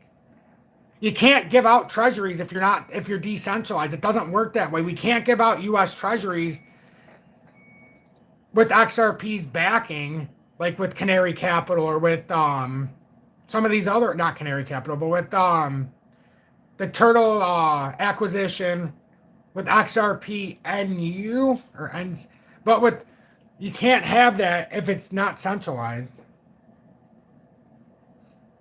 Absolutely, I did go to the gym, bro. But as I've said with the Epstein files, you really want me to believe they're sending that crap through Google and not a private network? I don't know. It just doesn't seem like we're vibing the same. And why didn't they release this the first time around in 2019 if they had all this data? Is it because it's equivalent to how we become very restricted when it comes to the cryptocurrency space and having a digital dollar that is going to be privatized? I think this all is convenient timing, if you ask me, and it smells real bad. Exactly. Why now?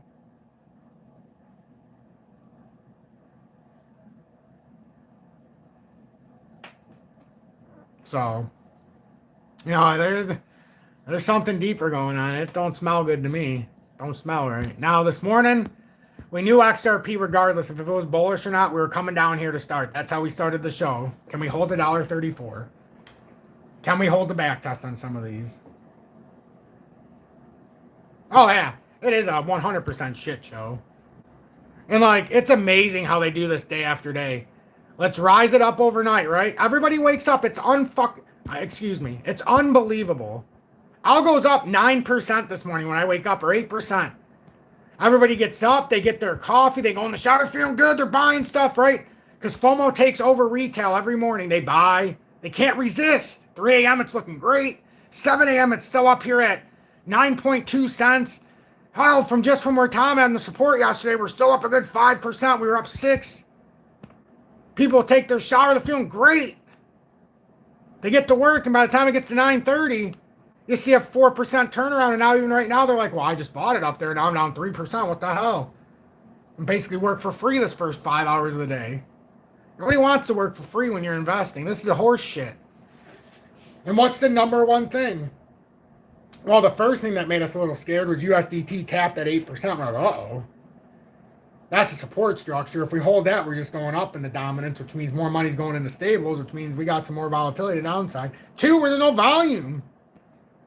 When you push out of these areas, you want volume. You want confirmation. Like VeChain, the good news about some of these is they still got room to come down. That's the good news.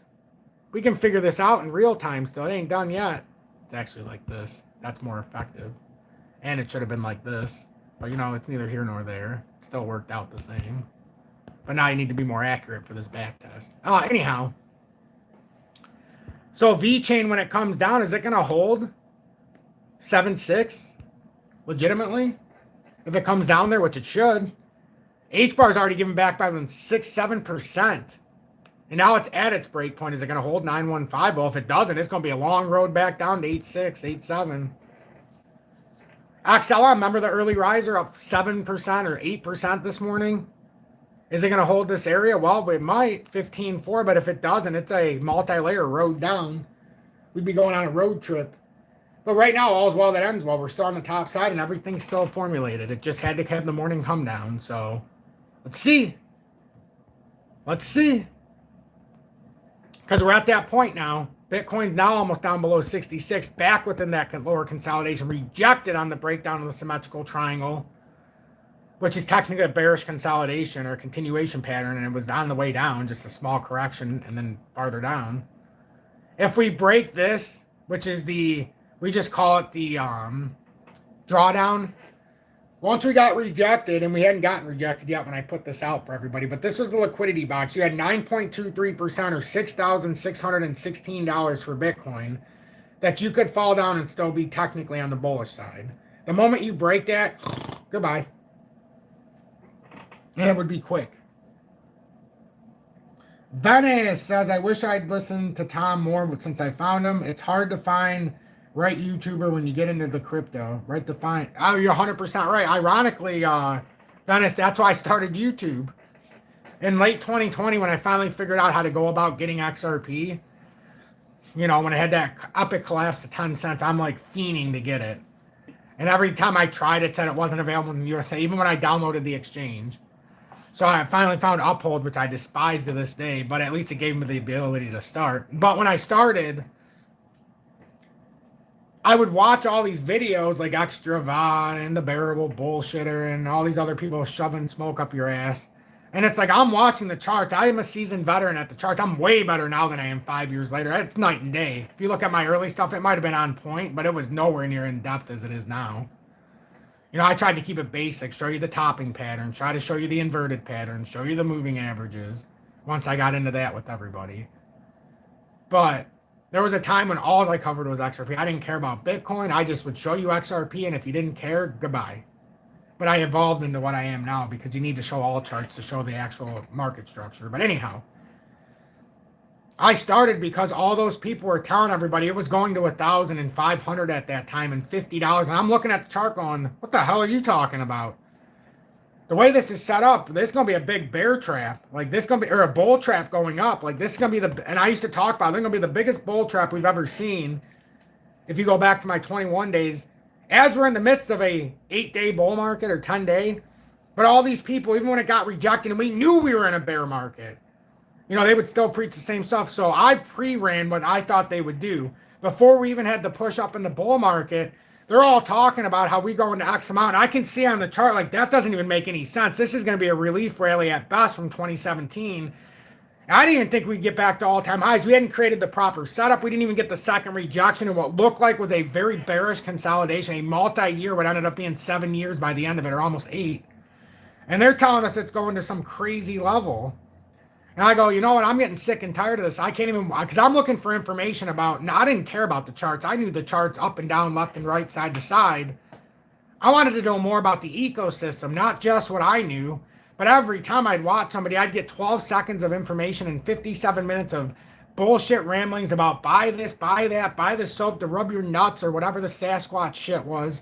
And I'd always hear stuff about this stupid ledger, the stupid token, this fake token. Get this third-party wallet. We're only going to infinity. Never sell. You got to buy now. It's all the greatest thing since sliced bread. It's never going to go down. We got this and that. And I thought I was at a horse race when they're preaching and poaching. I thought I was listening to somebody trying to sell some fancy shit. Here you go. Can I get $10 for this? Nope, it's going to 20. Why would you sell here? You'd be a fool to sell there. It's going to 1,000, only taking 600%. I was losing my friggin' mind. I said, I got to do this the right way. I'm not going to get as many viewers as everybody. But I know if I do it the right way, I'm going to find an audience, a niche audience. It might be small. I only need 0.00000000000 to infinity 1% of the people to watch, and I can make a name for myself, but I have to do it a different way. And the only way I know how is to tell you the truth with the charts, and then I knew how to evolve the news. But I said I'm going to start out, and I'm going to be in your face. I'm going to tell you to go fuck off when I start. I'm going to tell you, I'm going to make you hear about it, and that's going to be my stick. Because most people come on and they don't want to offend people. I was all offensive. That was my stick. I didn't care.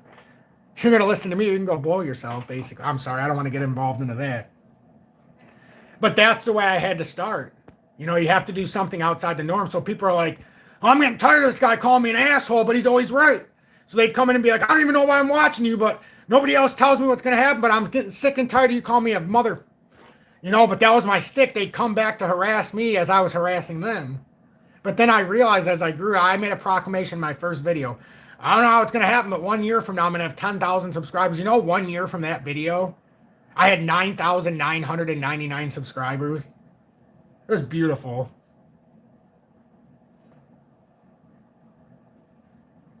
Totally Awesome says your thesis only makes my, or your layout only makes my thesis. Oh, beautiful.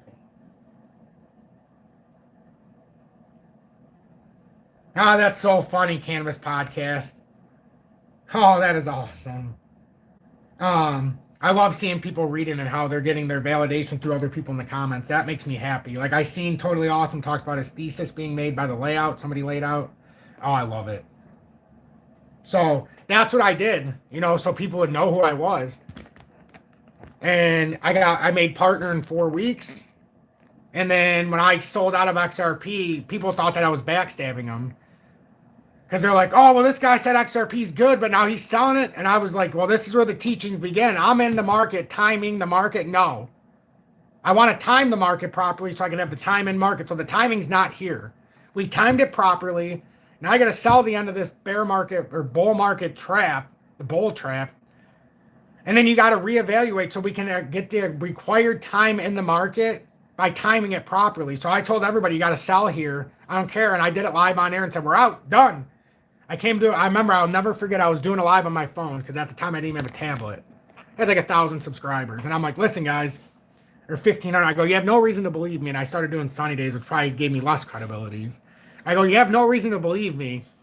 And one day you're going to look back at this, and this is just my historical data. I'm not a financial advisor, and you have no reason to believe me. And I've been following me 3 months, but I'm like, you need to sell all the XRP. Oh, that's so funny. I'm like, you guys, I know that but you got to sell. What do you mean I got to sell? You just want to buy my XRP, you cocksucker? You should have heard all the stuff I heard. You mother... Oh, it was the funniest thing. Oh, it was brutal, though. You talk about emotion. I'm an emotional person. I feed off emotion. So all these people are... So now they're getting fiery, and I'm getting even more fiery. You mother... I'm telling you right now, I'm the only one jumping over here telling you to sell this shit while everybody's telling you it's going to 10,000. If you want to be just like every other Johnny come lately and go broke, the hell with it. And I finally said, I don't care anymore. And I sold right on there. I go, I don't care anymore. You can love me or hate me, but I ain't going broke with everybody else. And I'm going to buy it back sub 40 cents. I guarantee it. And I go, as a matter of fact, we're going down to 52 cents before we have a bear trap. Or another bull trap up to, and I didn't know. I said $1.20, $1.30.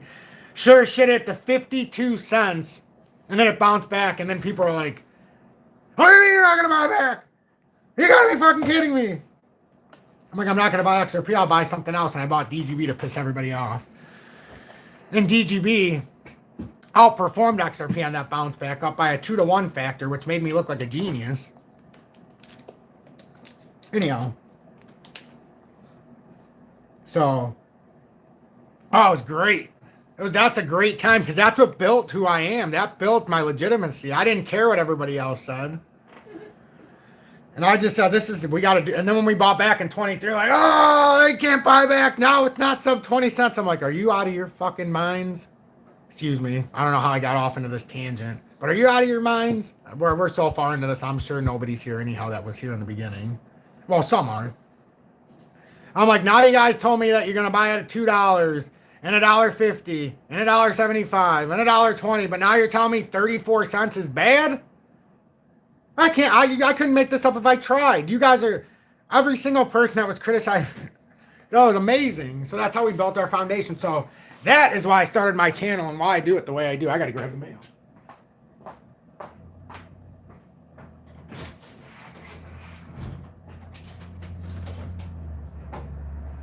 Thank you very much.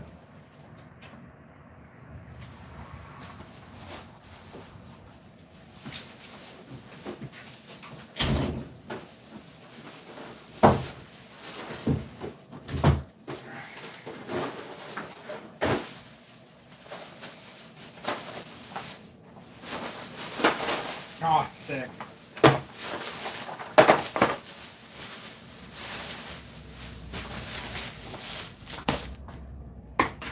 Sorry about that. But yeah, so we've done a lot of stuff. I have a moon position in XRP and dollar cost averaging small amounts on the way down, waiting for the big dip purchase. Hey, can't argue that. You got a plan, strategy. I respect that. Just don't look, I mean, we got to come back from here now. And the one thing that we can at least say is the volume didn't pick up on the sell pressure. So, I mean, there was no volume on the buy pressure, which is what led us right back down. But I actually, if I was looking at this now that we're getting a little more evidence, I kind of would like to extend it like this, if you guys don't mind. And I'll tell you why. This is giving us an accurate rejection area. Look at those wicks pulling back. That's much more universal than what we're looking at. That would give us a more accurate drop point, honestly. But this is unbelievably just following as perfectly as you could follow through this consolidation. Me too, Elmer. Me too. I do too, my friend, my brother. And thank you for being in Tom's Arm for your first month with the emoji badge of me being abducted by aliens. If you want to garner more information about market structure, market setting, the psychology of trading, the importance of it, everything that involves finance, and everything in between, I encourage you to start in our classes. You don't have to join in real time. You can watch it after. Every single one is put in a database after. We've done 4 classes now. We started 9 days ago. I'm very consistent. We got through the DNA of money and the great transitioning, which is phenomenal. We start our new, our second phase. Class 5 starts on Monday. So if you're interested in taking the classes, you won't see a chart for a while, but you're going to know everything there is to know about money, trading, and everything in between before you ever get started. We get to look back at, other times in history. I believe we just went through so much stuff. So much stuff. But that was phase 1. And I encourage you, if you do join, you watch all of the videos. These are different categories, by the way. Everybody can get these other videos. That was just from years ago. You can go back to the historical collapse moment. That's so funny. What were we at here? Because that went down to like 15. Yeah, that's really old. This is super old. Holy smokes. Look at some of the prices from some of the other stuff. Filecoin, $74. Oh my god. I remember this time. This is when I was telling everybody things were going to go down 90% and they thought I was on crack. VeChain was at 11 cents. And this was after we already dropped a lot. I said most things are going to flip a 0. XRP had already come down a decent amount from here already. But look at VeChain, 11.3, and now today it's under a penny. XLM 4 years ago was at 34 cents. It's not even close. XRP's above. That's one of the rare things you're going to see on here besides Bitcoin. Matic was at $1.51. Stratus $1.33. IOTA at $1.11. Algo at $1.08. They're 90% on sale, if not more, from that point. That is insanity. Look at Algo's not at $1.08 anymore. It's at 8.9 cents. I ain't buying that shit. It's too expensive. I mean, that's the logic. IOTA's at 6.6 cents. I'm not buying that. I know it's at 6 cents on the dollar, and that's my mindset. Like, it shouldn't feel like this. You shouldn't feel like this with how big a deal is. But look at XRP. At least it's above. XLM's better than half the price down. Or a whole set down. Holy smokes, when you start looking at it, it's craziness. Yeah, Filecoin's at 89 cents. I remember my cousin, Chris, and I haven't talked to him in a long time, but my cousin, Chris, he called me one time when I first started to do this, when I tried to get him to buy XRP, and he did to his credit. He didn't sell it at first when I told him to, but he finally did when it got closer to $1. But he bought it with me at like, on average of 40 cents, I would say. In 21 when we did that buy and sell. And he had Filecoin. He's like, I bought this thing and it's up like, I don't know what he bought it for, but it went up to like hundreds of dollars. And I'm like, listen, Chris, I don't know much, but I'm telling you right now, you better sell that right now, because every day you wait, and when this thing goes under $1, I go, you're going to fuck it. He goes, under $1? He goes, I'm not worried about that. He's like, I'm just wondering if it's going to go under 100. I go, under 100? Hey, look at that fucking chart. I don't even know where this volume's coming from. One, it's old tech. I used to try to explain them to him. That's like ancient cryptocurrency. Well, you got new guys on the block. No one wants Filecoin. They wanted HBAR for the pricing it was at. Or XRP or, some of these other. Nobody wanted fucking Filecoin. What are they going to do with that ancient pile of shit? Well, it's not that it's a pile of crap, but compared to the new tech, I'm like, please. And he wouldn't sell it. And I'm watching it go from 3 to 2. I'm like, are you... Hey, I think he sold it. I hope he sold it when it was over 100. But I'm like literally every single day telling them. Now, that's not fair when you say XRP's old tech. I will vehemently fight you on that. That's way out of bounds. The tech's so old that it's going to reinvent the banking system, right? No. You're misinterpreting the cross-border side of it with the deeper integration that goes into the actual utilization of pushing it as a universal currency, but not as a central bank digital currency, but has the viability to be the overall collateral for the entire world. That old tech,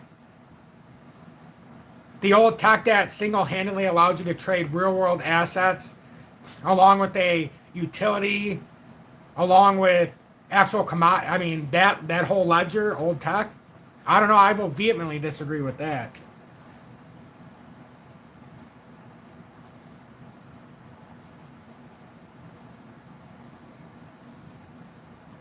So I don't agree with that, Agony.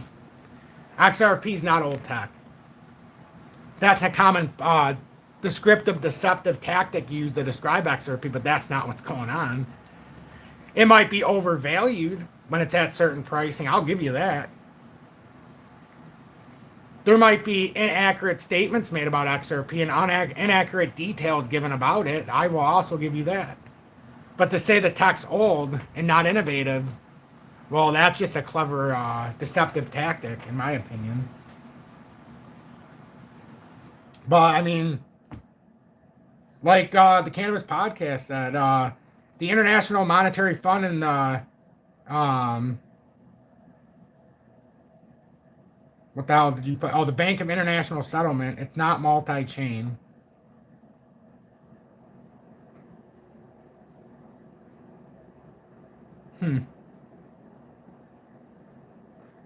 Venice says, mind you, I've only been buying crypto since January 25, and I'm down 8 to 9x on a few coins. Absolutely. You bought it. The problem with where you bought it from, and I wish you would have been here, is unfortunately for you, I put this out right when you bought.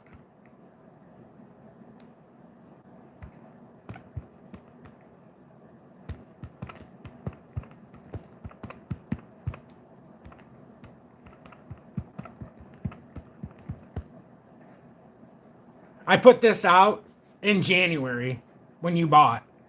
Why I sold 75% of my crypto and turned focus to gold and silver and mining stocks.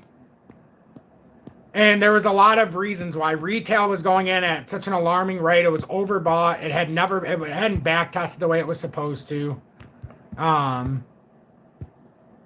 But you bought it at the worst possible time, unfortunately, because what you ended up seeing, and then I tried to do it again in January. They got nice views on there, but I lost a lot of subscribers and a lot of base when I said that. And again, I didn't say it because I wanted to lose my audience. I was getting 600 people watch me in the lives when that was happening, and I had to come out and say that because I was being honest. I could have went there and pulled everybody's leg for the next year, but I didn't. So, but that was one of those times when the government actually was. They were tricking people into buying it, making it look like it was just going to go up. And the reason they did that was because we had a psyop against gold, silver, and mining stocks. Now it's changing. Now the Johnny-come-latelys are all buying gold, silver when it was way up. Like the people that weren't listening to me on gold and silver, when I did the silver stacking series in 2022, and it went on for about a year. In between, I had stops in between. And I was imploring everybody to buy it. Silver was under 20. It was at like 18 or 17 by the last video. Gold was at like 17 something. I showed the levels from the miners, but that whole sector nobody cared about for a while. But yeah, they spray all the time here too. They spray here all the time, unfortunately. But yeah, we're coming to an end of this live. It's been almost 2 hours. I wanted to give a great performance today. I hope for the ones of you who stuck around, it meant something. I know it did, but I hope you got some information you might have been craving through that big, long 30-minute reading I did. But yeah, I appreciate all the kind comments on here. Your support. My nose is just like, it goes from cold to hot here so much that, like yesterday morning, for example, we drop our son off and it's like near single digits, and we go to pick him up and it's almost 40. This morning we wake up and it's in the teens again. Today it's almost, it's about 30 now, but tomorrow we're going to get warmer for a couple days in Michigan. It'll be in the 40s. But look at Bitcoin now, under 66. And I promise you, if you take it upon yourself to learn this stuff, I will guide you. Whether you want to join the class and pay the $49.99 a month or not, that doesn't stop what I do outside of it. Like, you wouldn't even know I teach classes. I'm still doing the exact same. Has anything changed what I do, or do I do even more work since I started the class? I'd like to think I do more. I have more information. Oh, you're welcome, Luigi. I mean, lung snacks. Or Luigi, lung snacks. Lung snacks. I appreciate you being in Town Zone for over 1 year at the I Told You So badge as well, and you are welcome. Ooh, see, Agony does have some information. Okay, see, I like that. You have good, you know what you're talking. Okay, Agony, see, you're looking at it from a deeper perspective. So, in fact, I'm going to go back on what I said to you about old tech. There are semblances of old tech hidden in there. You are absolutely right about that. And the smart contracts is absolutely one spot that we could have touched on. So, you know what? I take back what I said to you. In that regard, it is old tech. I don't disagree with you. How about that? If you're talking about it in that regard, Agony, I'm on the same page as you. There.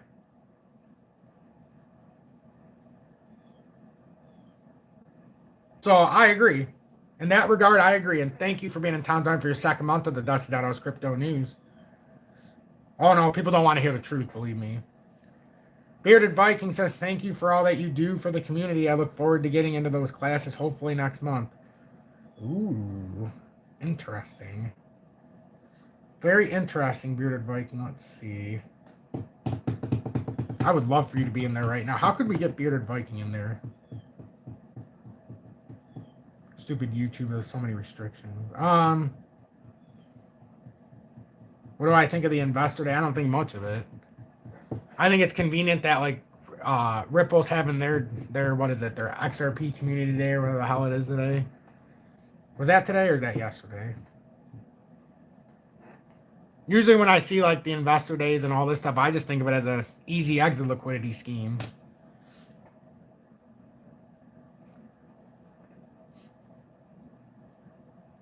Oh man, Elmer, you're gonna get into some deep stuff. I love it. I can't talk about it on this channel, but I love it. Oh, I love it. Now you're up my alley. You're going to be up a Schitt's Creek soon, but you're certainly up my alley. People don't appreciate the truth, my friend. They look at you like you're certifiably insane. So you know what the honest to God truth is? When you know things, the best thing you can do is not say anything in the real public. Unless you're amongst friends. At least you're amongst friends here.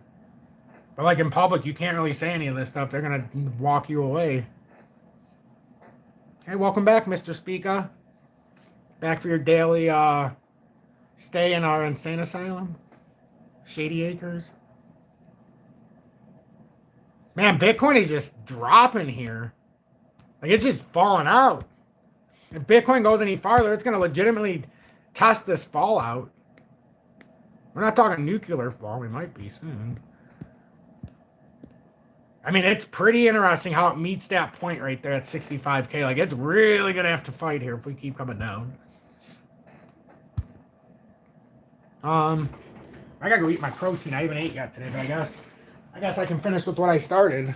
Because I wanted to, I have one more of these, I suppose. Let's see if you guys can see me, but anyhow, just pay attention to the market. If XRP gets below 60, or if Bitcoin gets below 65K, that is truly a very, very bearish signal. If XRP works its way down, and we end up finding ourselves under $1.34, that's an equally bearish sign for XRP. You know, we've basically gotten rid of all of our wiggle room this morning. So now we're going to have to legitimately, you know, hold this section. Otherwise, I'm going to be in some trouble.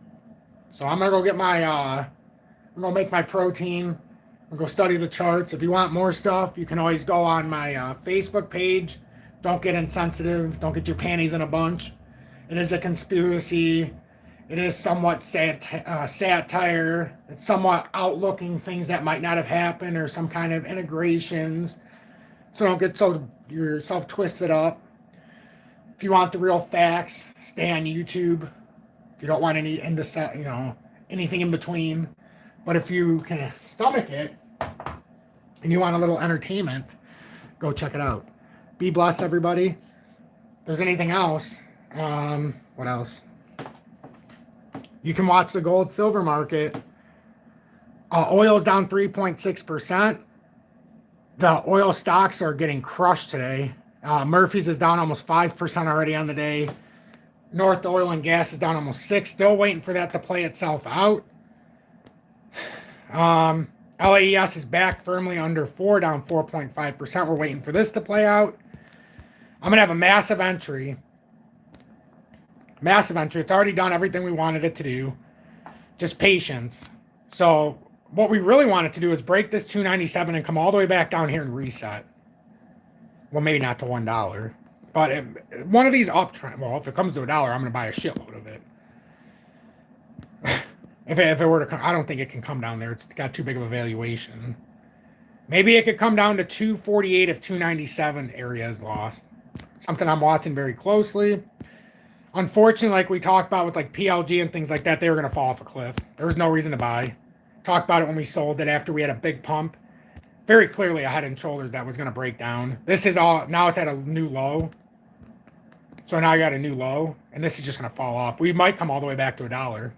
And this is what I'm going to be buying heavily when it goes down. That was in a rising wedge. I mean, there's no reason to even argue it. I didn't. I mean, you could have looked at it like this to get a more standard point. But anyhow, either way, this is coming down under $2 in my opinion. It might come all the way down to $1. It might come worse. This kind of stuff likes to validate with big drops. That's why you got to be careful when you invest in platinum, especially the miners. It's good when it's good, but it gets pretty chaotic when it's not. And this is, everything's pointing down right now. So let's just see where we catch. Just like gold, silver, miners, I think they're going to go very bad to the downside. Somebody asked me yesterday, are you interested? Absolutely not. I know what I'm doing. I'm not nobody's fool. I didn't teach myself all this to get hammered after I make significant gains like that. That's why I want everybody to learn from me, because I know I'm being genuine. I know what I know. Most people don't do what I do. My dad won't even listen to me. You know, they do, but they don't. Like I told my dad years ago, I'm like, you want to pay somebody to be a financial advisor? Pay me for fuck's sake. I'll do this the right way for you. I go, Dad, what did you return on your investment last year and your safe investments, your retirement? Oh, the standard 7-8%, whatever. What did you get on your return? I'm like, well, on the one that I created, I made 41%. Like, what? Like I told you, the emerging markets was where to go last year, but you didn't want to listen. You wanted to go into these fucking FANG stocks and listen to your financial advisor. Fuck. My dad was making like 10 times more than I was, and I was buying 10 times more silver and gold than he was. Put that in perspective. Like I knew what I was talking about. I still do. I know all these markets. We're all going to get stinking rich. It just takes time. You don't get rich overnight. And right now, I'm not rich, but I'm growing my appeal. I'm growing my asset. I'm growing my holdings. I was able to pay off my house. You know, I still got a lot of work to do. I still need a lot of money or a lot of currency, but we're doing it week after week, month after month. I don't get a second chance here. I don't have two chances. I got one who's 19, about to be 19, February 18th, my stepkid, who's been type 1 diabetic since she was 7. Basically, when we first got together, I'm the one who, middle of the night, I stayed up with her and was like, we got to go to the hospital, and she almost died. And it's been a weird... My son, he's nonverbal, autistic, had a very serious car accident when he was 6 months old, changed his trajectory. Julie's trajectory was changed in a very serious car accident, and that same one with T. Her ankles had to be completely rebuilt and replaced. They took her bone out, for fuck's sake. Rebuilt it. You know, we've had, so I don't have two chances at this. I tell everybody all the time, I don't get a second chance. If I fuck this investment up, if I mess these up, it's over. There's no second chance. So I treat this like it's life and death every single day. That's why I never miss a day. That's why I come in here so passionate, so emotional sometimes, because I know when people need to listen and I know when they can kind of just dick around. Right now, you need to listen. I want everybody to succeed, but we got to do it with a smile. We got to do it positively. We got to love each other. We don't have to hate. And we can let our faith carry us through. So be blessed. I appreciate all of you. Don't get caught in a falling knife. But I promise you, if you do this properly, it doesn't even have to just be in crypto. There's so many opportunities if you just pay attention. Oh, speaking of opportunities, I updated, and it finally was verified. I updated, and it showed me this morning that everything was done. So these are what I have, my updated. I just have the old Vanguard Emerging Fund. This is still here These are more like a fixed cash. And then I added the Eaton Vance Emerging Markets Step Opportunity. This one outperforms traditionally in the when you're doing the 30-day yield. It's usually about 5 point something percent. It's up over 9. So they're very crafty with how they do their investments. So yeah, I did this, and then I put more exposure at the beginning of the Vanguard Emerging Markets, the VMMSX, and I put more exposure. No, I don't think it's added exposure to the VMBX, but I added the majority into EADOX. I didn't like the Fidelity one that I got into. It was a low fund one, so it wasn't gonna make much money.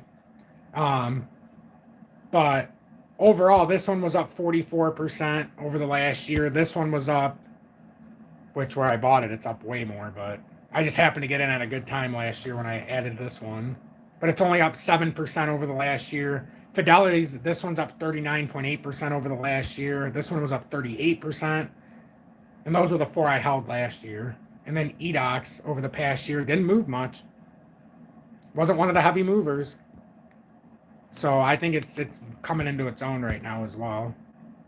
Looks like it wants to swing up, but we'll see. This one's not meant to go ballistic. It's going to get you a better return on average. It should get about 19% this year if everything goes good with the way it works with the 30-day yield. So basically the fixed cash ones are more like the EDOX, the market depth opportunity, and then the bond fund. Those are the two that probably won't move as much, but they're stable makers. They get a nice 30-day return on yield, and they have the potential to go up significantly. But they are more a debt opportunity or a bond fund kind of thing, so those are more fixed cash opportunities. The rest of them are more volatile, but they can make you a hell of a lot more yield. So be blessed. I just wanted to